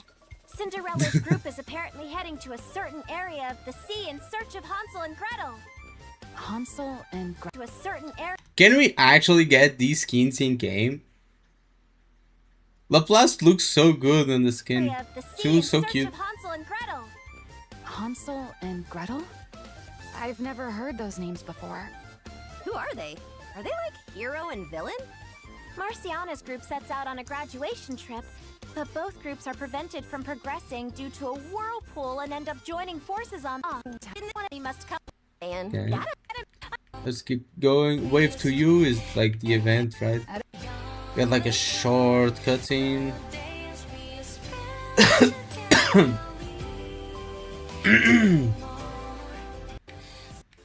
Sure. Okay. TSC Lizzie? That's skin, right? New costume. Just walk in time costumes. See, Lizzie. Something about the size seems off.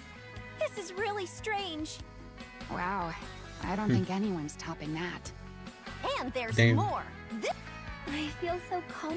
Naga. I want to preserve beautiful Teacher. time costume. Ring ensemble. Oh, She's how more tan fashionable. than usual. I don't know I much think. about that. Really mesh with the summer.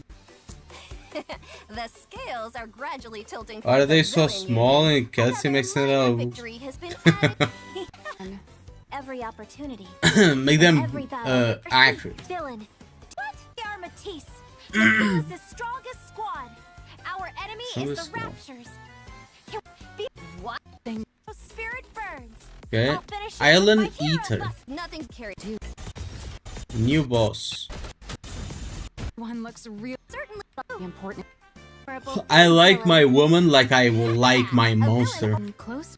You bounce a ball to destroy different kinds of debris as well as raptures. I It see. is what it is. Looks like the ultimate goal is to keep the ocean safe. The minigame. Oh, did heroic powers to vanquish these foes. Solo raid, museum, this season update, okay. It's not favorite. New favorite items. For Phantom. I am getting it for Phantom. I like Phantom. Items, just as rich. You'd better treasure them as well. Next up is information about re-recruitments. Officially happening. Morons, this is our chance to bring those two into the villain union. Okay, Dorothy and Alec. Dorothy is exactly the kind of talent our villain union desperately needs. Enough with your non. Those of you who Okay. missed And all the previous costumes. Bro, Maiden and Guilty are crazy. them. Costumes, Oh, getting additional characters and a new hour of the combo villain. Bring it on. The rhythm hero will stop. Oh, cool. More updates for the rhythm game. What else? Feet.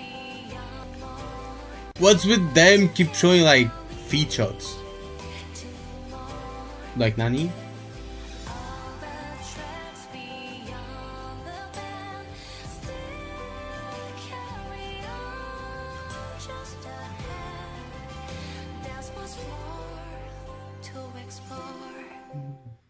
I mean, the music mini game is literally a whole separate game. It's like a full-on like this is a song rhythm game. Cinderella in that swimsuit from earlier.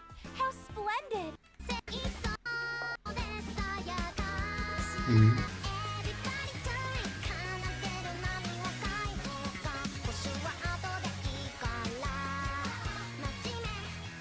Mhm. Mo Shoshu. An orchestra? Orchestra. And here's the thing. NIKKE X Persona.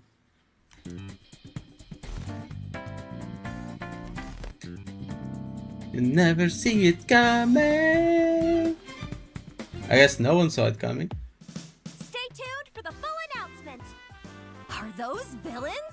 Is this a chance to meet villains from another world? Looks like there's even more fun ahead, cutie. I never True. thought we'd end up finding information from another world, too. Excited! Huh, I will conquer any hero.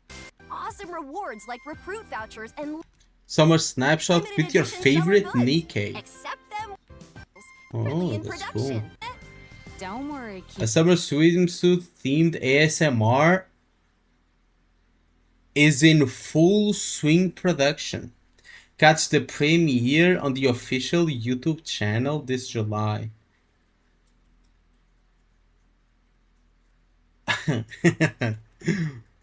An ASMR, okay. In July. Around the summer update is going to be held. Looks like you can earn various rewards by Shitload of participating. gems. So be sure ton of Nah. Anime Expo 2026. the A event booth runs from at Anime July X. 2nd Oh, it to feels like July every 5th. game is going there. Look forward to an even more stylish booth and a variety of hands-on experiences. I've heard there'll even be a special mission waiting for A metal figurine. Oscar Awards. Global debut in NA. So is it global or NA? Like what the fuck? Plus keychain, Adoro, Holo slip mask, Holo button badge, Adoro sticker, like some acrylic charms, t-shirts, a bunch of stuff, just like normal thing. Happy. I want one of these. Birdie. I can't wait to see what kind of event it'll be. NIKKE will be appearing Anime Impulse Bay Area, Anime Impulse OC, Anime New York City. and bring They're the all original USA. NIKKE Can we merch to have events like in New York, the Bay these games Area, show up in and something that Orange is County. not USA? What kind of events are they? I hope want to details go get to some of announced soon. Like- Look forward to what's coming Maybe. next. That's all. I'm glad I got to share so much information with you, cutie. Looks like this summer will mark the beginning of my true villainous activities. Enjoy the summer to the fullest with overflowing heroic power.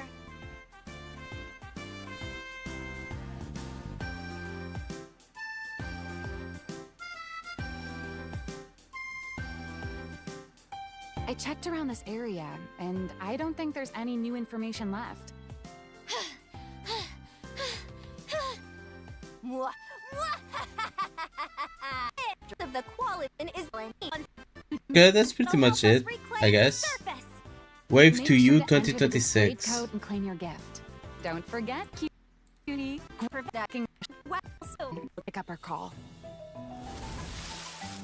Good job, Siwon everyone. is It calling. was a great success. A Siwon on a swimsuit? Basilis's stock is soaring, I tell you. It's all thanks to you. I knew I could count on Matisse. Siwon, what's with that outfit? Looks like you're Feet. certainly enjoying summer to the fullest. But we're out here in the jungle? You've got a problem with that? What's wrong with the CEO enjoying a little summer vacation? More importantly, is that a private beach owned by Basilis you're on? That's actually a thing? Probably. Meanwhile, we're over here scratching ourselves to death from exploring the jungle. Oh, hold on. Hey, bring me another drink!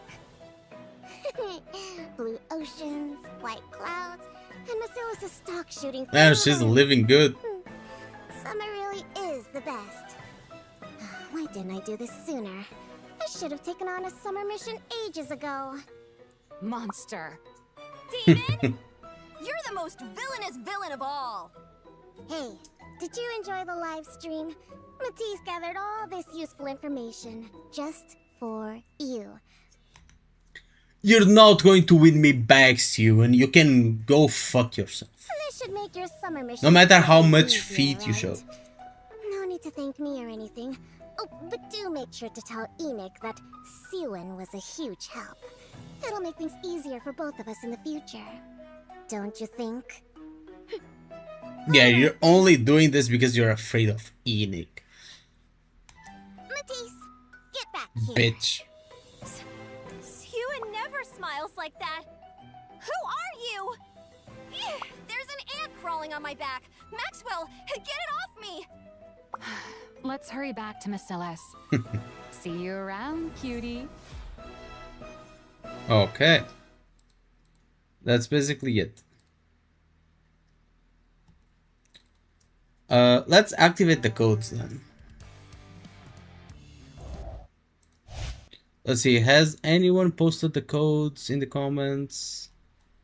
No. Let me see if I can find it. There's the NIKKE WoWa codes, NTE codes. Where's the NIKKE codes? Where are the NIKKE codes? There's no NIKKE codes. Fuck.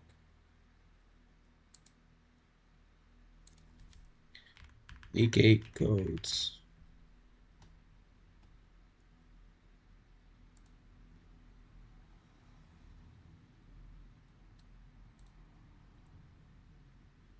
Wave to You 2026. Let's activate it.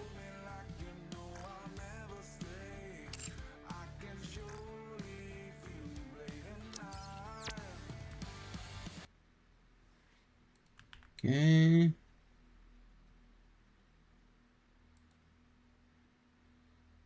The other one is Commander Love Trial.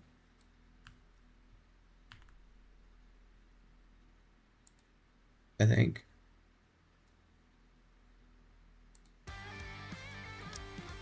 Wait. Was there only one code? Was there only one code, like the last code? I think so, right? I think there was only one code, which is like the 10 code they give. How do I look? Sexy, perhaps?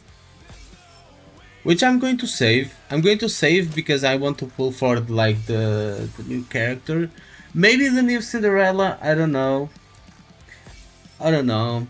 Because we are getting a skin for Cinderella anyway. So...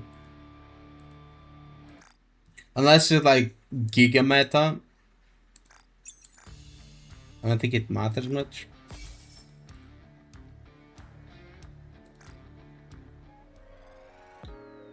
So, no, this is not what I want to do. I want to go to ARK Rangers thingy.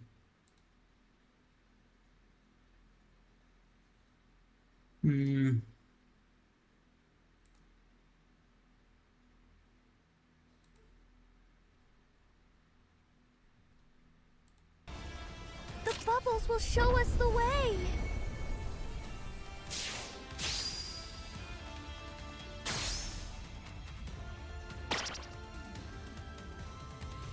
Wait. I just saw a comment here. You can in one of my videos. What the fuck did I just read?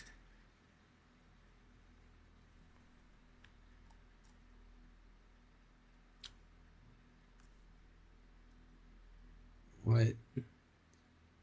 Well, show us the way. Yeah, but before that, let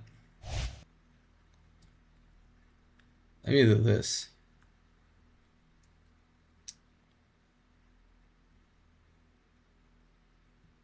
Okay, this comment is like normal. This movie because gripe with Wuwa, the world building feels all over the place. We got to know the characters, but we rarely gain a clear understanding of the world they actually live on or how it functions. As a result, the world feels hollow to me. It often seems like the characters come first, while the setting itself takes a backseat. A strong world should naturally immerse you in its story, politics, culture, etc. Another issue is that most of the major storylines are centered around Rover. We experience the world primarily through the characters' immediate situations and their relationships with the protagonist, while Wuwa does have an overarching narrative involving the Lament, the Sentinels, Rover's past, and various factions. Those elements often feel secondary to the character driven stories. Because of that, the larger direction of the world doesn't feel as cohesive or interconnected as it could be, leaving me less invested in the setting itself. I think this is a totally fair assessment of the. This is in the WoWa livestream video. It's a totally fair assessment of the overall story of Wuthering Waves. I mostly agree what is being said here. That doesn't mean that the story itself are bad, not at all, and I don't think that's what this person is saying, that the individual stories are bad. It's just that the overall story of the whole game is not as deep and interconnected as the competitors, right? It doesn't feel as unified, even if the individual stories you can think it's better or whatever. Let's see the response. Then do the fucking side quests. Says a person that, well, probably plays within Waves. I don't want bullshit story presentation just because some motherfucker wanted lore inside main quest. A main quest is supposed to be the driving factor of the world and lore itself, like the world building itself. I mean, you can have a lot of lore outside the main quest, but the main quest is like the main factor, the main dish. If the main dish is about a random ass character that you're never going to see again, then like fuck it, might as well be a side quest. Am I right? Go do the side quests if you want to know those. Also, motherfuckers, when main character doing main character things. Yeah, but for some reason, the main character doing main character things is only a problem in Wuthering Waves. Guess why? Because that's all that ever is to Wuthering Waves quests. You know? That's all that ever is to Wuthering Waves quests. Main character doing main character things. Like, what? Check the Vulpes guy. The fuck is Vulpes?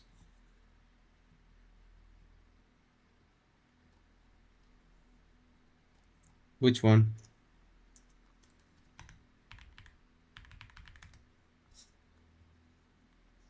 The hard to swallow truth behind replayability in Arknight's Enfield. This one? 3 months ago? New video?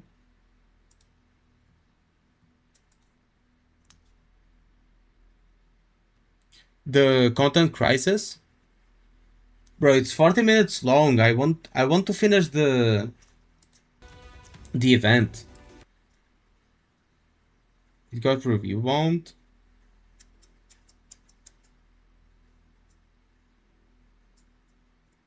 like this one, the content crisis situation, right?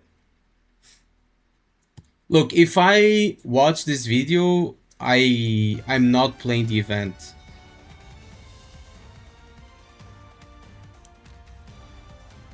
I mean, I can watch the video, I'm just not playing the event if I watch it.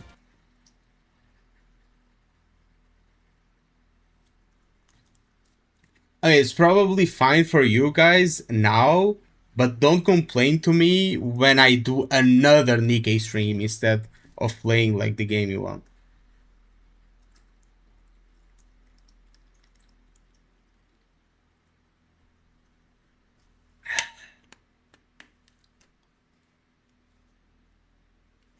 And I've given my take about the lack of content. People out there who are very, very unhappy with Ark Knight's Enfield.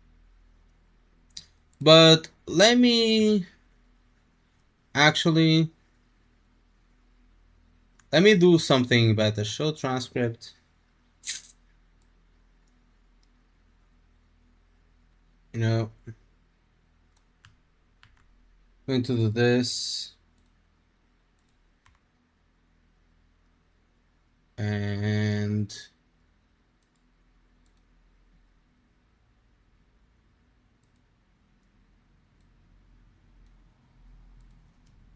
can you resume this for me? Let's just do that. Just to see what you guys are talking about.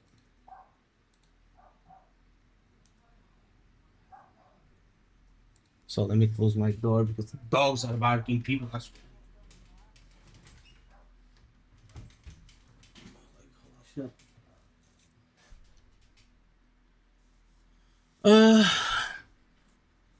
Okay. Video argues that the current backlash against Ark Knight's Enfield is being driven by exaggerated narratives than objective analysis. The creator believes claims like the game has no content, the developers are incompetent, and new players shouldn't be playing are not supported by reality, which I also agree. To support this narrative, the video compares Enfield's 1.3 update to the latest Wuthering Waves patch, pointing out that both games add a similar amount of content. This is something I've already talked about before, where I talked about this like literally the other day, where I said like it has mostly the same content. Maybe one patch it has a little bit more, maybe another patch it has a little bit less, but it's mostly the same content. The way the content is delivered is different, so it feels drier. Okay? Anyway, story, new maps, characters, combat events, progression systems, QL improvements, and endgame additions. The conclusion is that Enfield content output is broadly in line with other major gacha games, despite receiving much harder criticism. A major point is that many players have unrealistic expectations.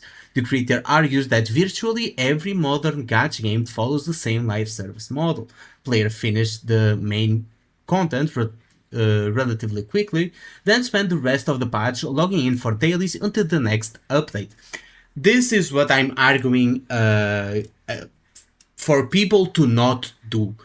Just don't log in. Go play something else until the next patch. Otherwise, you're going to like keep burdening yourself to log into a game where you have no other content to do other than to log in to not miss what? 3 pulls at the end of the week? Do you really need those? I don't think so. Just go play something else. Go play another game. There are other free-to-play games that are good, that are non-gacha, there are competitive games, there are story games, there's so much stuff to play. You don't have to keep playing the same game over and over every single day, doing the exact same thing every single day. You're going to get burnout, and this applies to every gacha game, Wuthering Waves, Enfield, Genshin, every single gacha game. You're going to get burned out eventually by doing this. So, go play something else. There's no reason not to. Okay? There's no reason not to. The creator argues virtually every modern gacha game, read it.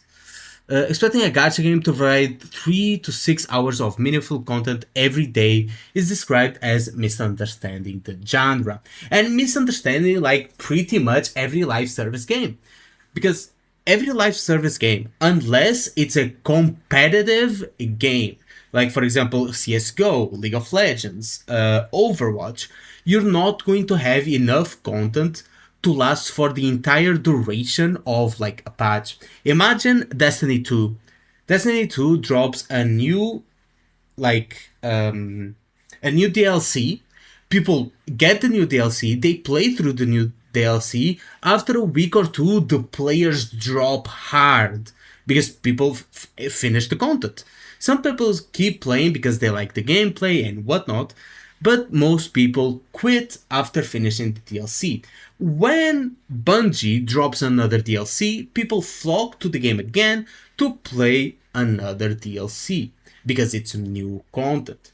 This is normal in live service games that revolve around new patches, new DLCs, and whatnot. No? It's not the video itself to compare Wu with Enfield and said Wu also content issues. Well, because it is true. It is true.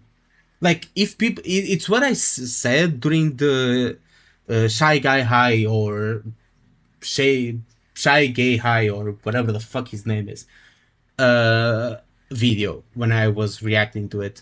And I might add this segment to it, actually. Like... I lost my train of thought. If you are complaining about lack of content in Arknight's Enfield, you should complain the lack of content in Wuthering Waves because it's mostly the same amount of content. Wuthering Waves, you have jack shit to do because everything is just a checklist. That's my thoughts on it. The video also argues that Enfield is already innovating in ways that deserve recognition. It highlights features like a factory system, largely independent of stamina. True, the factory system is a huge differentiator in terms of gameplay and game design.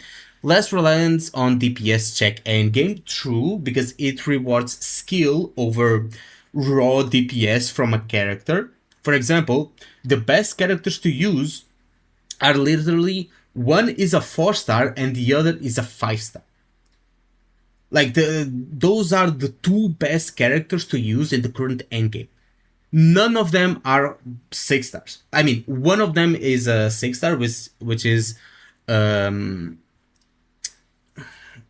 Galbrena. No, not Gal. Is it Galbrena? I keep mistaking their names, bro. I keep mixing them up. I mean, one is a 6-star, but it's not needed. It's not needed. The one you need is the most important character in the endgame currently is a 4-star, which is Stella. According to the creator, these design choices, I mean, I forgot to reduce RNG gearing grinding. There's no RNG in gear, like at all.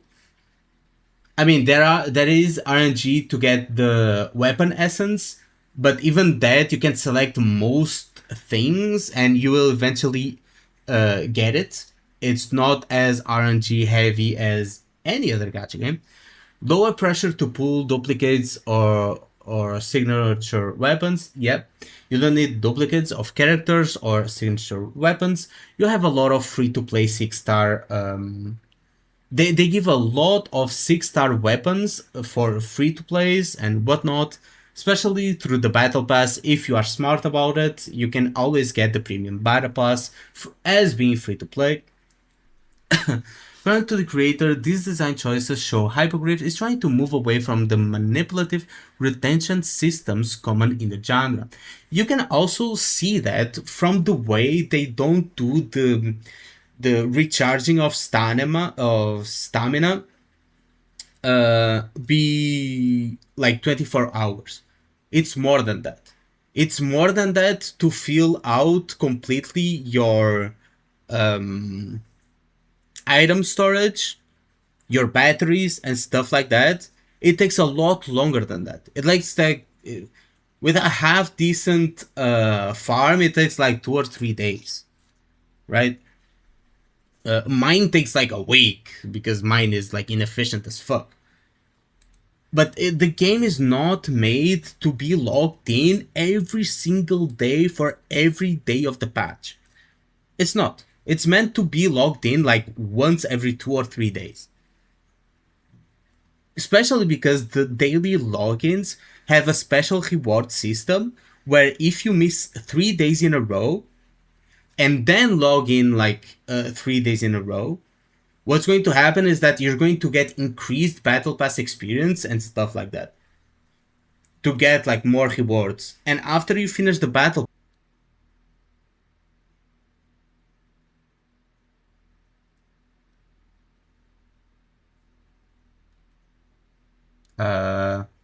guys, am I good?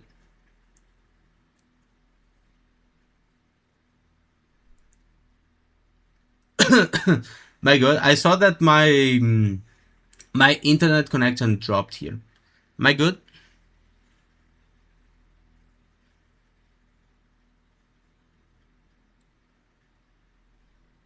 Hello? Let me check.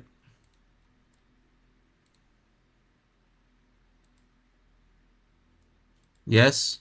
Okay, was there like any breaks, any stutters? Because my internet connection completely dropped. You're good? Okay. Yeah, design choices show algorithm is trying to move away from manipulative system common in the genre, as I was saying, like the daily logins and stuff like that. Another major section distinguishes the constructive critique from destructive criticism. The creator argues that saying things like the story is bad or there's no content without explaining why is simply expressing an opinion, not meaningful criticism. And this is true. This is true. For example, when I talk shit about Wuthering Waves, I explain why I think that, how they can fix it, and stuff like that, and people call me like all kinds of things. Meanwhile, they say, oh, it's trash. Why it's trash? I don't know, just because it's trash. Like, and they call that constructive criticism. Like, make it make sense, right? If anime game, no gacha, no RNG, no stamina, time gate, I would recommend DNA though. Yeah, but here's the thing: the DNA doesn't have the same polish as all these other gacha games. For example, if DNA had the same like polish and kind of and felt as good as something like Antfield to play, I would absolutely play it. If it had like a good story, I would absolutely play it. If it wasn't like a complete grind fest, I would absolutely play it. But it's just like not my thing. Constructive feedback should identify specific problems, explain them, and suggest improvements rather than attacking developers or presenting subjective opinions as objective facts. This is true. I completely agree. Also, the reason I'm not like watching the whole 36 minutes, I absolutely recommend watching this video and giving it a like. I'm not going to watch like 36 minutes because I have to get out. So the video then discusses game development, explain that creating replayable systems takes years rather than months, using examples like integrated strategies in the original ARK Knights and sequels such as Mass Effect 2, Assassin's Creed 2, and Uncharted 2. They're all 2. It argues that successful game systems evolve over multiple years through interaction and player feedback. Yeah, a good example is actually Assassin's Creed, as he used. Not only like the gameplay itself, but I'll give an example. The parkour in Assassin's Creed. Like from 1 to 2, there's a giant leap. And then from 2 to 3, there's a even bigger leap. I know there's games in between, don't get me wrong. And every game the parkour improved and improved and improved, and it got easier. Some people say it got worse when it came to after Assassin's Creed 3, because it became too easy. But the truth is, it became like a lot easier, a lot smoother to do, right? And that's like progressing the system. It took years upon years for them to refine the parkour system, until they got to Unity, which was the peak of parkour, and then they went downhill the moment Origins came out. Anyway, it also rejects the common argument that the Hypergriff had 7 years of experience. The creator explains that Enfield has a separate development team. True. It's like saying that, oh, Kuro has like a bunch of years of experience because they made PGR, which is also 3D. So obviously they have the advantage when it comes to making a 3D game. Like, it's not the same. It's not the same. Different team, different development, different like style of game, you know. The one started only a short time after the original ARK Knights. Experience making a 2D tower defense game does not directly translate to building a 3D open world action RPG. True.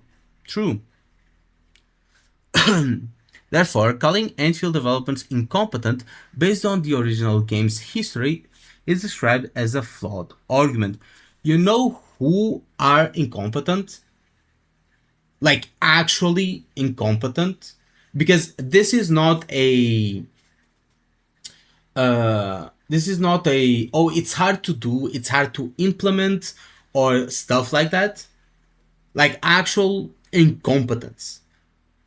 Not something that it's it takes time, not something that maybe most people don't want, not anything like that. Like, actual incompetence. Do you know what competent is actually incompetent and why? I'll let you think about it. I've already talked about it. No need to be polished to have fun, though. Old school RuneScape doesn't have polished graphics. I'm not talking about graphics, but people still grind it.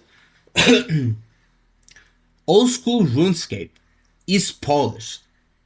Doesn't have good graphics, but the gameplay, the way you play it, feels cohesive, consistent, and all that. It feels smooth. So Wuwa had 3D experience while Hypergrid does not, and Wuwa still fumbled on launch. True. PGR is 3D. Talk about polished game. What aspect of DNA you think you need to be polished? Gameplay. DNA gameplay flow is okay, yet need more polishing. What I mean is, from people, it can feel good when playing when you're actually playing, right? When you're actually playing, that's what I've heard at least, the game feels extremely smooth. When you look at it, it feels clunky as fuck. I'm sorry to say this. If you just look at the gameplay, it feels clunky and it looks unpolished. It just does. It just looks bad.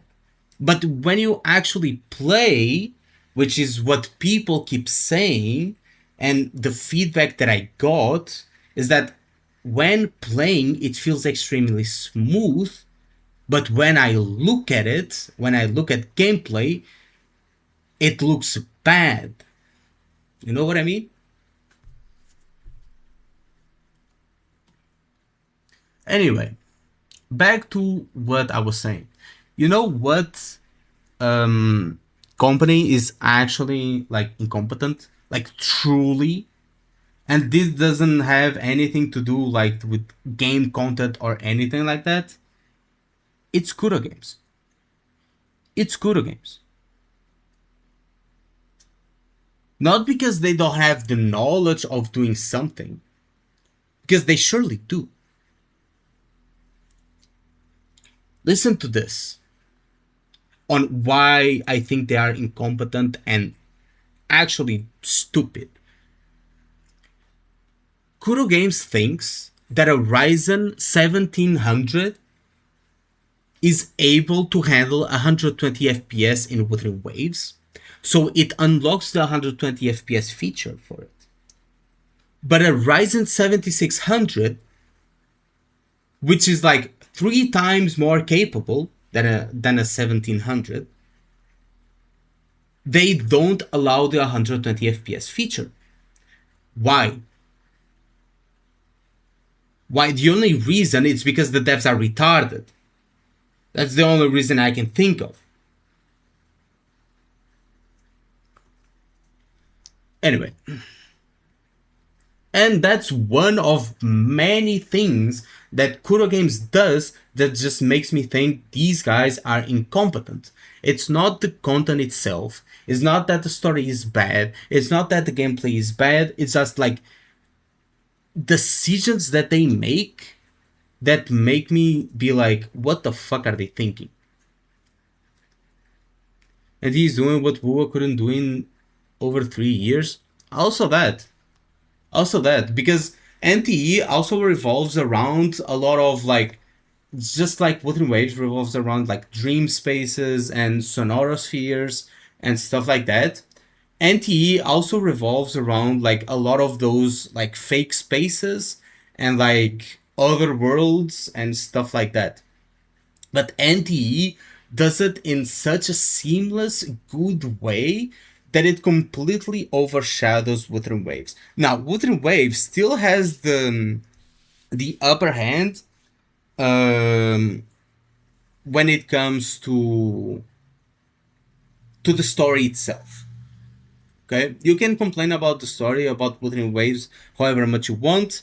The overall story of the game, it's bad, but the individual stories are still incredibly good. The individual stories are good, the overall game story is bad. You know what I mean? So Wuthering Waves still has the upper hand in that, and that's kind of what saves it. Also because NTE is more goofy, Wuthering Waves is a lot more serious, so it also like makes people like a bit more divided. If you like one, if you really like one, you're probably not interested in the other. At least for the most part. I know there's people that like both. But anyway, let's keep checking this out. Finally, the creator argues that constantly spreading negative narratives hurts both the game's reputation and the quality of future feedback. Instead of encouraging innovation, overly hostile criticism may push developers towards safer, more manipulative design choices. The conclusion is that players should continue giving feedback, but in a thoughtful, evidence-based, and constructive way, rather than trying to bully developers into making changes. This is absolutely true. For example, you might think, as I said before, sometimes you might think that you really want something. You might think that you really, really want it, right? For example, when you are a kid and you ask your mom, like, to eat candy every day, and your mom says, no, you cannot eat candy every day. You cannot eat ice cream for breakfast and stuff like that. You're going to be mad. You're going to be like, but auntie lets me, but grandma lets me. Why don't you? Right? And if your mom is going to be like, oh, since the others do and you're complaining so much, here, have ice cream for breakfast. Is that a good thing? You're getting what you want, but is that a good thing? For the short term, probably yes. You're going to feel like, hell yeah, I'm getting ice cream. But after a week, it might start upsetting your stomach, you know? for eating so much ice cream. What I'm getting at is that sometimes it looks good on paper, sometimes what other games do might look good, but long term you're just hurting yourself. For example, Wuthering Waves did that with map exploration. They optimized map exploration so much that now you basically have nothing to do when exploring. You just look in the direction of a chest and it picks up by itself. Like, that's not exploration. That's just plain on boring. That's just a checklist. You go around the map, you press the map button, you see what icon is next to you, and you go there. It completely defeats the purpose of exploration, and it was good for the first patch where you could 100% everything very easily. But then what? Now you have nothing to do. Congratulations. You just killed your own game. Anyway. NTE is doing what couldn't. Already addressed that. Might become a fat ass like Goon God. Bro, what do you mean? I mean, I am a fat ass. It's a driver simulator where you have a destination beforehand. True. And that's basically my takes on it. I'm probably ending the live stream now. I was supposed to play the event, but, well, something came up, am I right? Check his comments. I'm going to check the comments.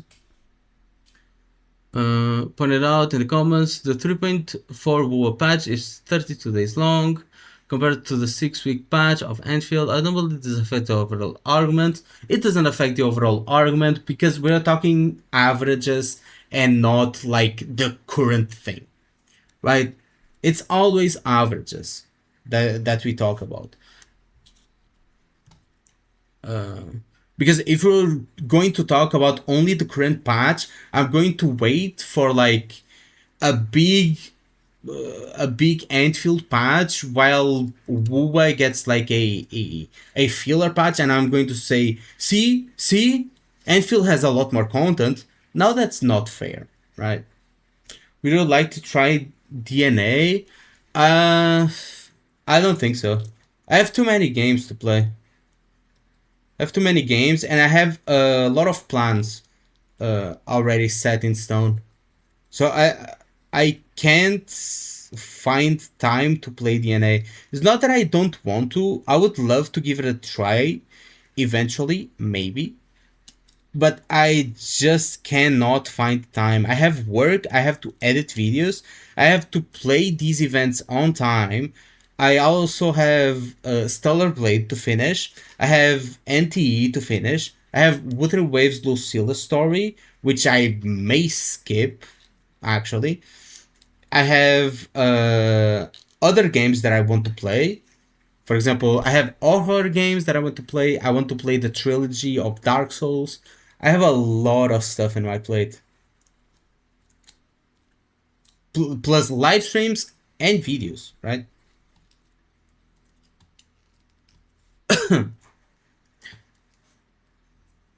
So I code professionally. Yeah, I see that. Think the big reason for this because Enfield events are so few, short, and boring. This is not wrong.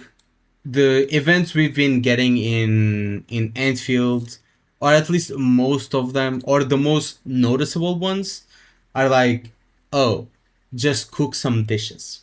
Oh, just clean some walls. You know, you cannot really argue against this. It's not like something like WoW has anything better, but it is what it is.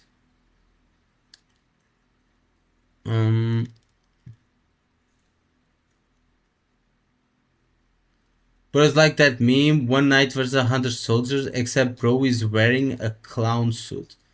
Yeah, but the clown is clowning on you.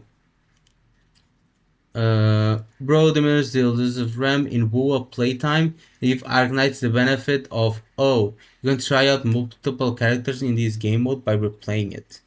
Elusive Realms is also like that, plus you get to play characters that you did not even pull for. Plus, characters can be played differently due to the character's build buffs exclusive to Elusive Realm. Elusive Realm is the most boring dogshit event I've ever played. It's not even funny. Like, you can select like pretty much any half-ass built character, go there, and I just buy out the shop from the white cat, you know, just buy out the shop, get extremely buffed, and just auto-attack the enemy to death. Like, don't even compare Elusive Realm to Contingency Contract. It's not close. It's like not even close. Contingency Contract is a challenge that you do. Elusive Realm is not a challenge. You play Elusive Realm to get the rewards. Basically. It's not close.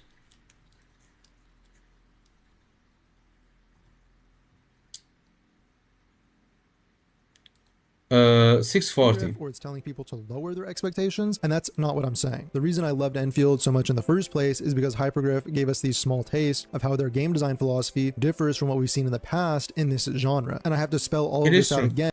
They do differ. My biggest problem with Enfield is that it feels a lot of the more interesting stuff is one and done, while consistent replayable stuff is just tedious, busy work. Things like the factory or some of the character quests are interesting and enjoyable, but you generally do them once per patch for the factory, then it's back to the daily grind. What's the daily grind? Trading factory goods, delivering goods. That's already more than most other gacha games, bro. What the fuck you talking about? What's up, Wiggle? How you doing? Welcome to the stream. I was going to play NIKKE, but people keep asking me to react to stuff. So I'm reacting to this video and I'm ending stream without even playing a single chapter. Anyway. So, what do you do in Enfield after you finish the story? After you finish building the factory? After you finish doing the character quests? So those are like already 3 things, right? Let me even point it out. Oh shit! I'm even going to like bring this shit out. I'm bringing my drawing tablet out. Here. Finish factory. Finish factory. That's one. You finish story. Finish character story. Right? And you finish the events.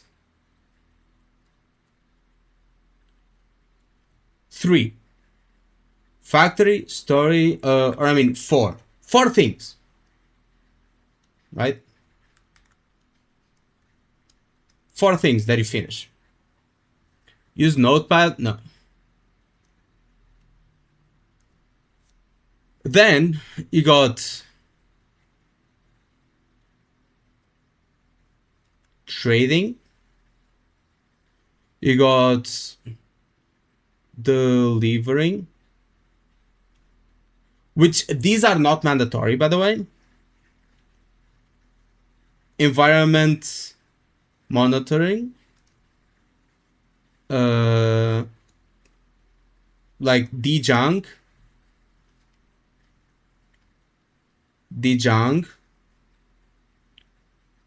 Elastic goods. Right? Elastic goods. How the fuck do you take this out of here? What the fuck? There you go. Plastic goods. What else? I'm not even going to count the credit store. And dailies. Normal, let's say energy. Like spend your energy. So 1, 2, 3, 4, 5, 6. 6 things. Plus equal 10 things to do. Right? 10 things to do during the whole patch. 6 of them are repeatable stuff that you do daily. What do you do in Wuthering Waves? Story. Oh, we forgot like map exploration. Map fuck. Let me make it bigger.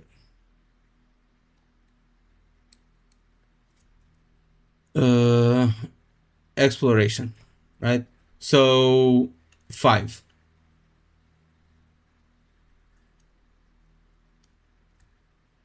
So 5, that makes it 11 things. 11 things to do. 5 of them are per patch. 6 of them are daily. What do you do in Wuthering Waves? Same map exploration. This is Enfield, by the way.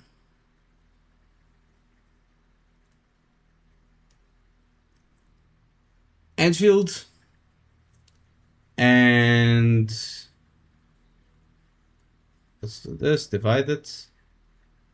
And here is Wobble. So what do we do?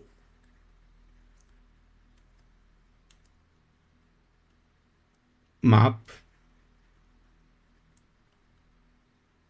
exploration, which is the same.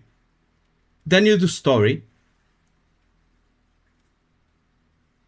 There's no character stories, right? Also, I'm not counting side quests here, so I'm not counting side quests in Wuthering Waves either. What else? Events.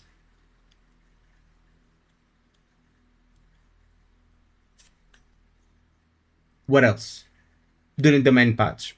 I think that's it. So you do 3 things per main patch. Then you waste your energy.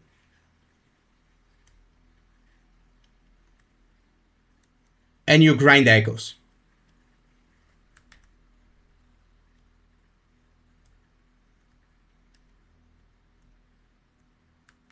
Holy shit.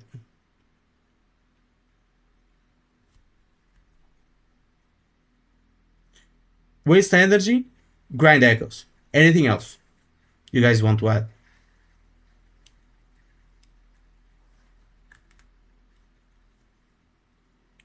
So you either have too much content,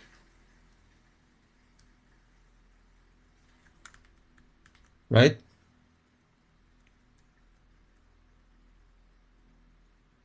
You either have too much to do, which people complain, oh, you have to do so much, like every single game, while most of this is like optional. Trading is optional, delivering is optional, dejunk is optional. Like all of these are optional. Like all of these are optional. You don't have to do them. You get enough resources to not have to do them like every single day. Okay?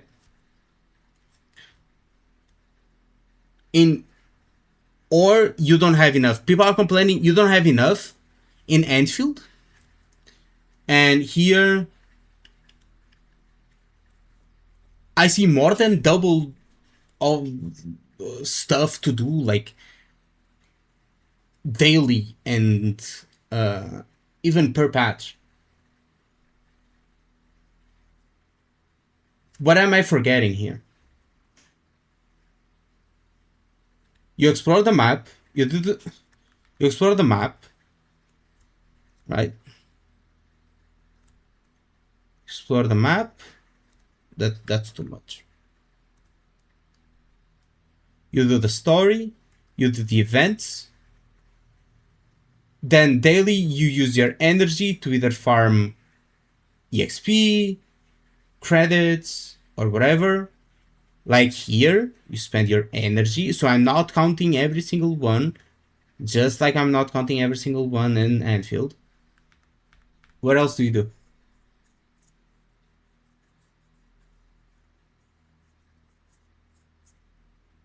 Not to mention, going back to the main point that bro was saying, like, oh my god, this is so tedious.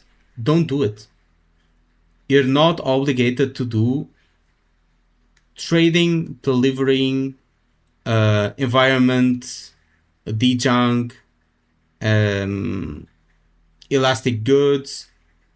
Maybe you have to spend your energy, but you have to spend your energy in Wuthering Waves too. Basically the same thing. But this is not mandatory, because you can not do that and still have enough resources to get through the game and get to end game and level up every single character. So that's my drawing. That's my assessment of the situation. Also, Battle Pass. Yeah, but you don't really grind for the Battle Pass, you know. It just happens. It happens in both of them. In Wuthering Waves, you just play the game normally and you get the Battle Pass, and in here, in Anfield, you do the same. You got almost everything about the WoW patch wrong. WoW got 2 stories in 4-week patch. Adam Smasher, elusive race event length is wrong and misrepresentative. Then use that to justify the lack of things in Anfield. Thank God they never suggest this channel again.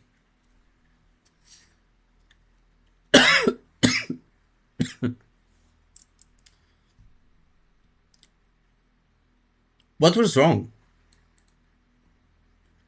Adam Smasher, a boss that you fight once during the 1 hour long collab patch. Like, the collab story was like 1 or 2 hours, not even 2 hours long, if you played it like straight. It's like very short. The collab patch is very short. The collab story is very short, and you get 1 boss. Why are you adding Adam Smasher? You're adding Adam Smasher just to add more things. It's not that Adam Smasher takes up like 5 hours of your time. You're just adding it here to make it seem like it's more stuff. You cannot fool anyone with this. Like, you can take Adam Smasher out because, well, are we including the new boss in Anfield in here, like the giant monkey? Are we including the smaller monkeys? No. So take Adam Smasher out.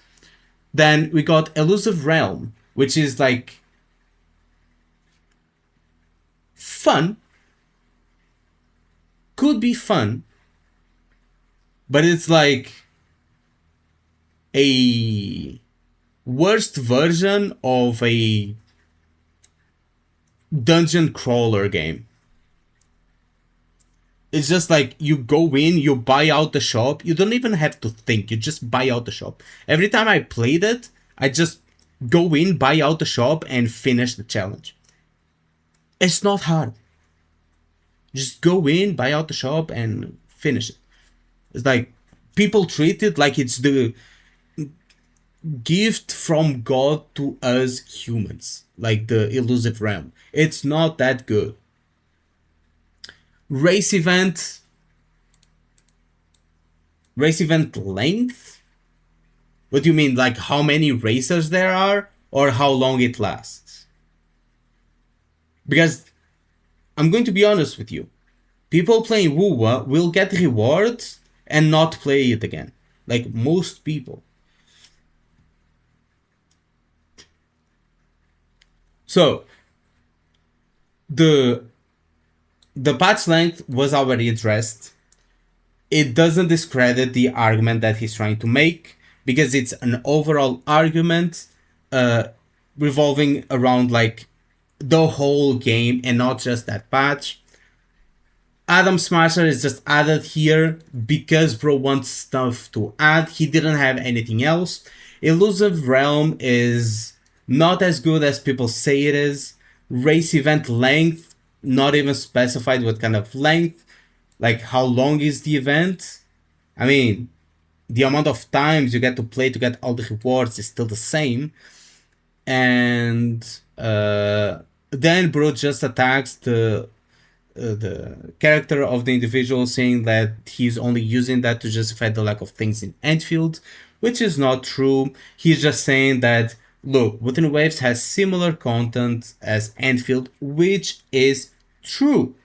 The type of content is just delivered in a different way, as I stated before.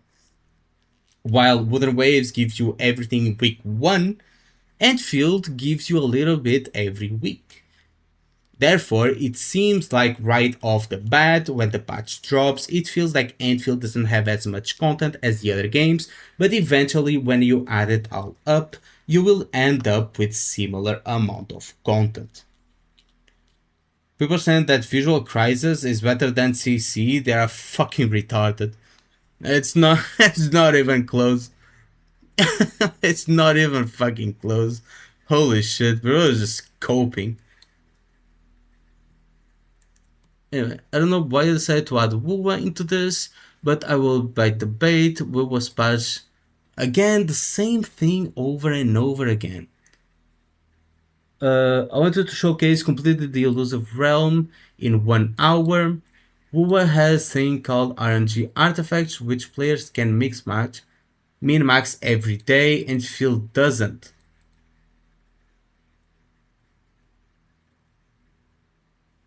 Enfield 1? Wuthering Wave 0? Who are you rooting for here? People says this like bro says this like it's a good thing for Wuthering Waves. What? Wuwa has a thing called RNG artifact, which players can max every day. Enfield doesn't. Yeah, Enfield 1, Wuwa 0. Hey, is that a fucking perk? What do you mean? Like, okay. World's patch is 32 days. Again, it's not relevant. Okay, maybe he emphasized it in the video.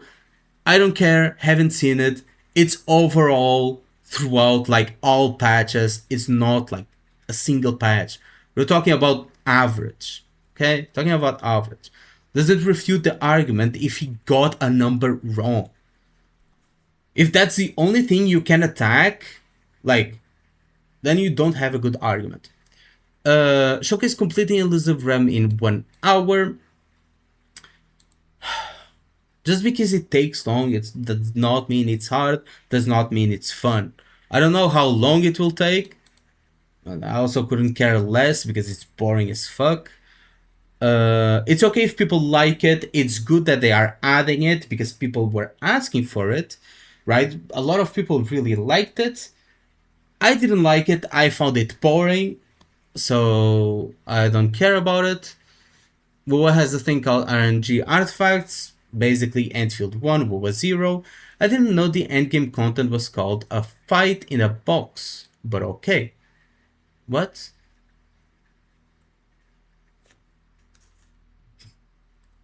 Endgame content was called Fight in a Box.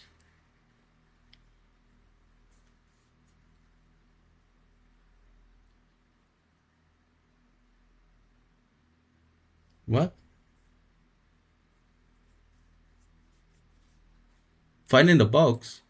I don't know what bro is getting at, but sure. You can play CC multiple times, but not the Elusive Realm. Every character gets a different buff, and is more fun than CC will ever be. No, it's not. No, it's not.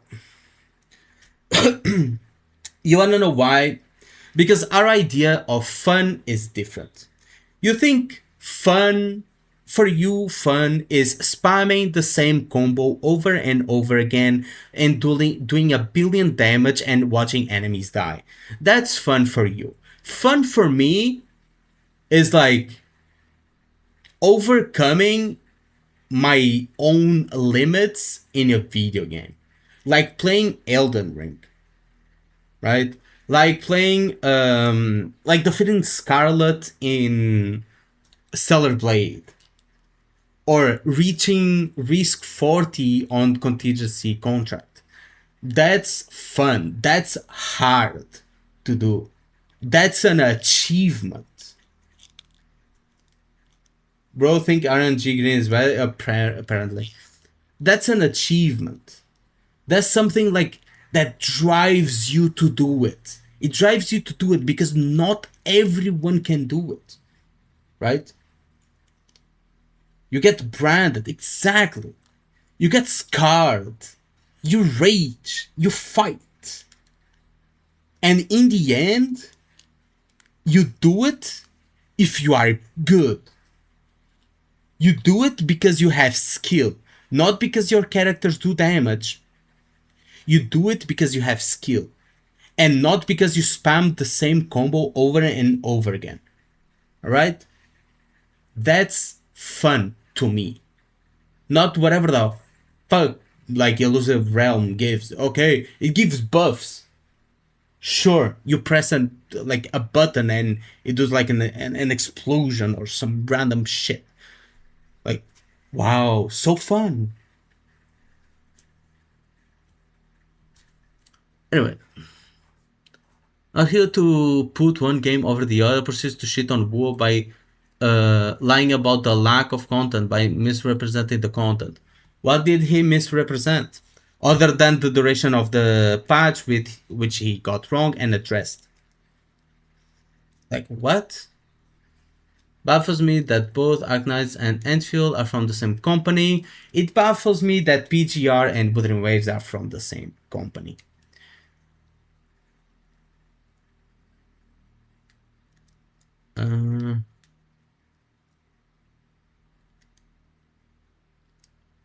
Not having endless content is not why I quit Enfield. I quit because the daily loop grind was a UI maze with next to no actual gameplay. Again, stuff you don't have to do. Not everything, you don't have to do everything in a video game. Like, get that mentality out of your head. You don't have to do it. Just do the things that you find fun. You don't like logging in every day. Don't log in every day. Like, what the fuck are you doing? Like, I play League of Legends. There's 160 champions. I've played that game for 15 years. Okay? Or almost 15 years. Like 12 years. I haven't touched like half of the roster. I haven't touched like half of the items. You don't have to play everything. Like, goddamn. Learn to play the things that make you have fun in a video game. And this applies to every gacha game.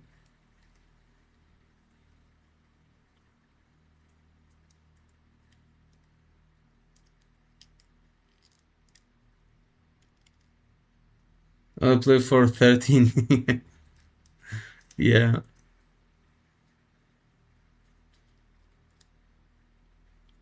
Well, patch is about 2 weeks shorter. WoW does release not one but 2 story installments every patch. You are extremely biased. You recount the time it will take doing each small event in WoW, but list the Anfield ones as if they will net you days. I play both games and WoW literally clears in everything. It was not a good comparison. Yes, WoW releases 2 story installments. Enfield releases 3. Most of the time. Right? So this one is, you already get mocked by saying this.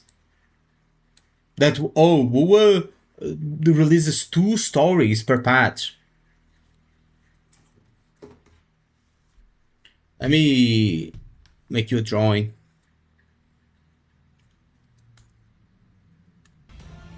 Not this.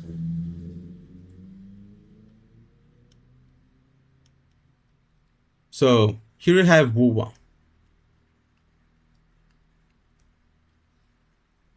Here you have Enfield.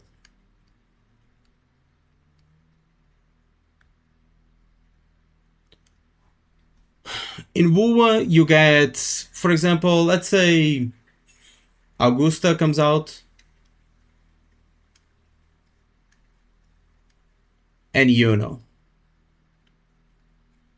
come out. You got the first half, which is Augusta's story, and you got Yuno's story. You got two stories, first and second half. First, second. In Enfield, imagine you get the main story, then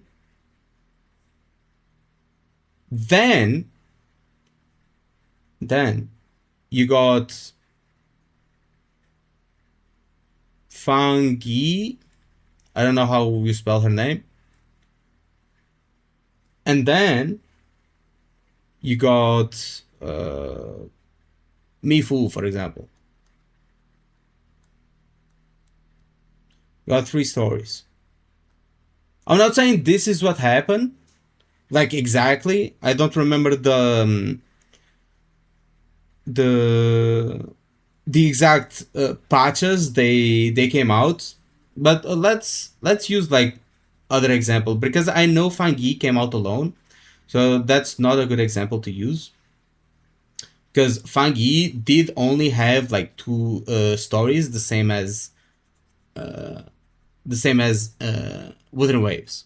So got Mifu. Wait, who do you get now? Yeah, we got Mifu. And we got Camille. So you got three stories.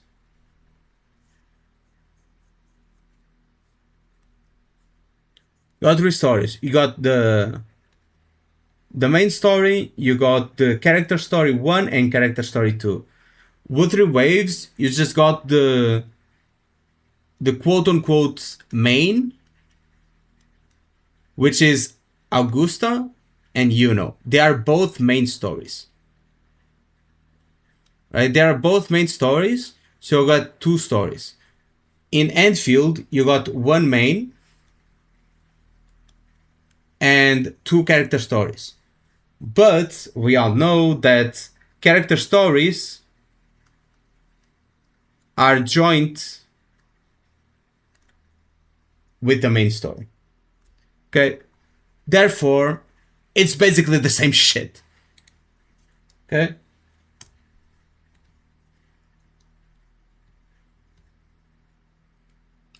Extremely biased? Maybe.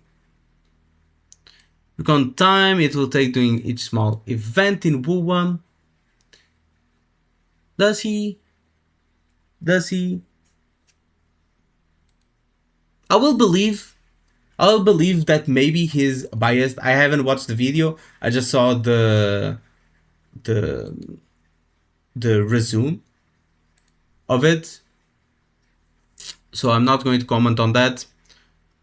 From what I've seen here, it seems fair. So I'm going to assume that it's fair. And they keep hammering it only lasts 4 weeks. Bro, that doesn't matter.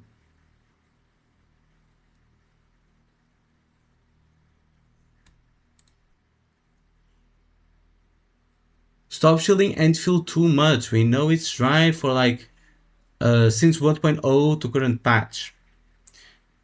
Events. Clearing shit off walls and floor. Cooking.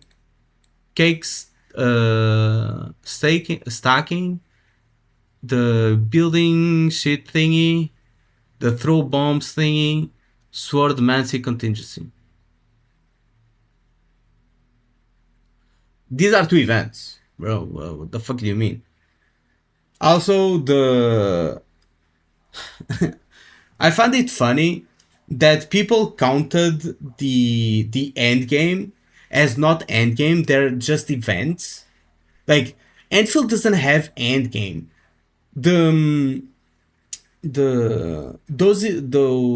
things are just combat events. They are not true end game.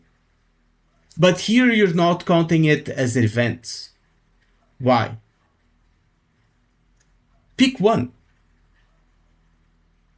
These bots either call it like not endgame and not even what is it then? You're not counting it as event, and people kept saying that it shouldn't count it as like endgame, like endgame event. Yeah, I forgot the name of it.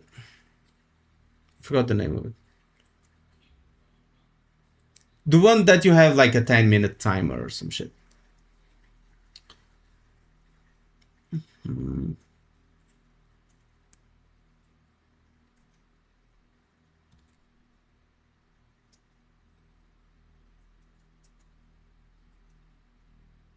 Doesn't know why it is glazed. Didn't play the game. I personally play Arknight's Enfield and do the map is alright. Story is not delivering.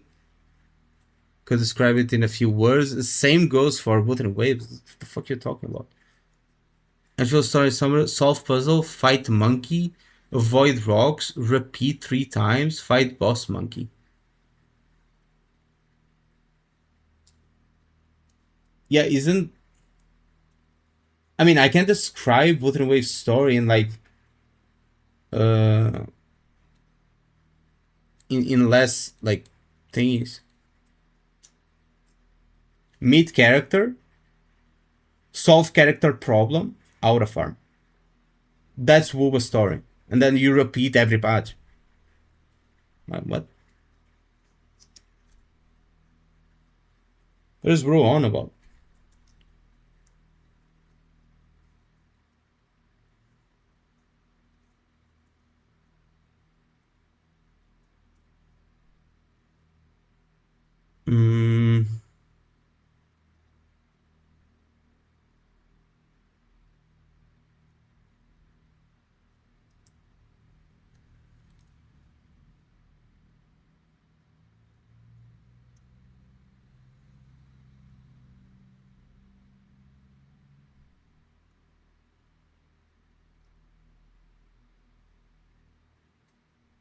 Bro is crying because Wu is being glazed.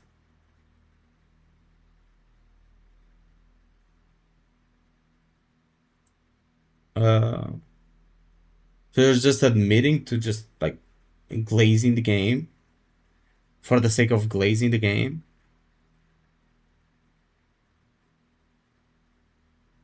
Thing is, Wuba can make the most... like Kuro's developers can literally go up to Africa, cake someone's head in, like a kid's head in, and like go back to their offices, and people would still say the kid deserved it. Like by how fucking like protective these guys are about Wuthering Waves.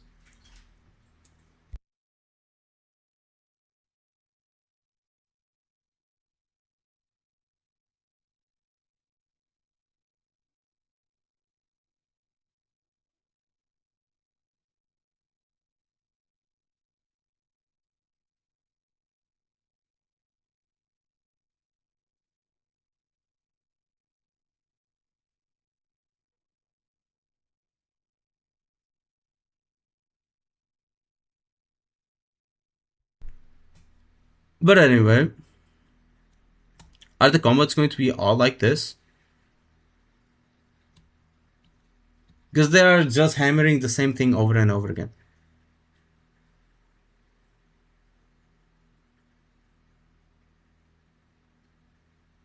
I wonder if Enfield would get a call out for its popularity like WoA, but that seems impossible? Brother. If a collab makes your game popular, or if a collab means your game is popular, like NIKKE completely mogs Wuthering Waves.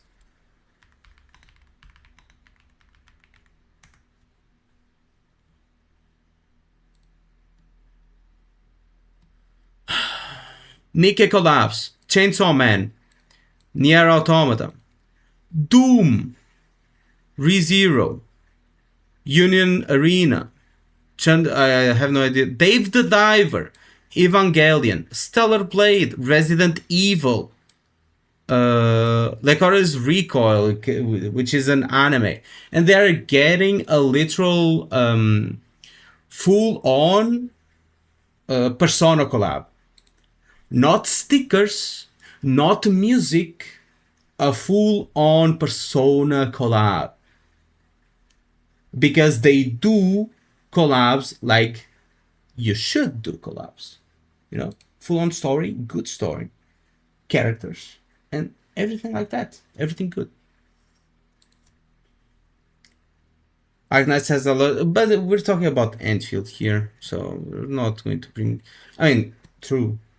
Does that mean Arknights also completely mogs Wuthering Waves? Probably. They actually do. Arknights makes more money than Enfield and Wuthering Waves. So it's not even funny.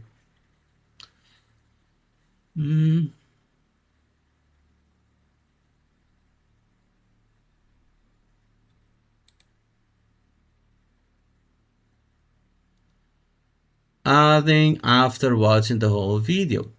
Dude wants us to spend 3 pages essay constructive critique to his favorite billion-dollar company. Or shut up because you are a hater. It's hard job to hire people. Collecting feedback from testers and focus groups, watching YouTube critique, etc.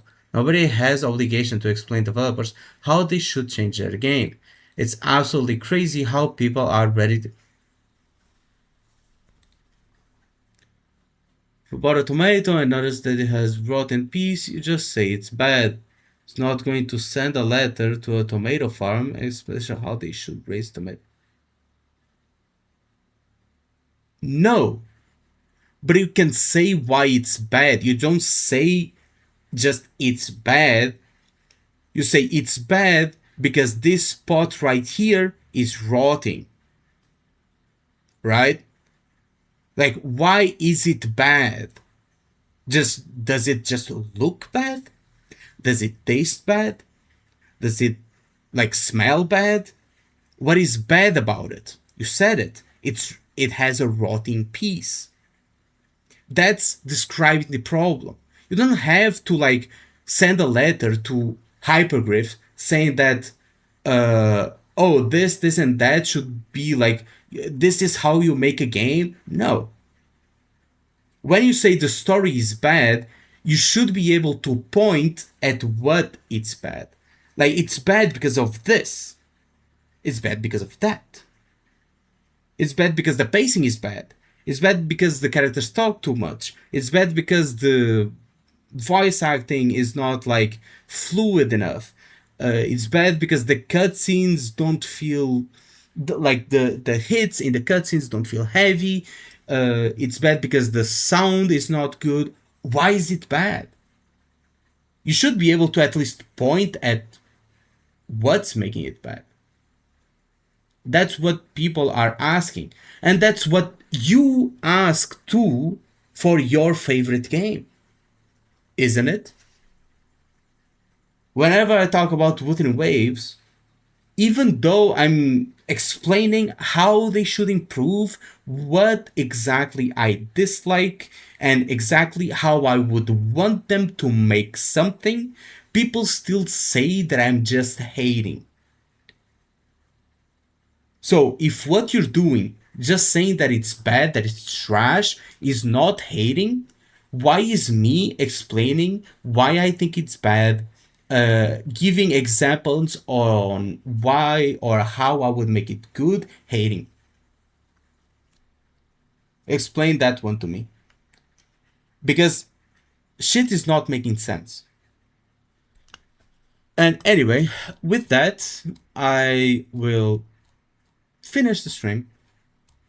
I think that's good enough. I've read enough comments. Most of them are like just trash comments. And yeah, that's basically it.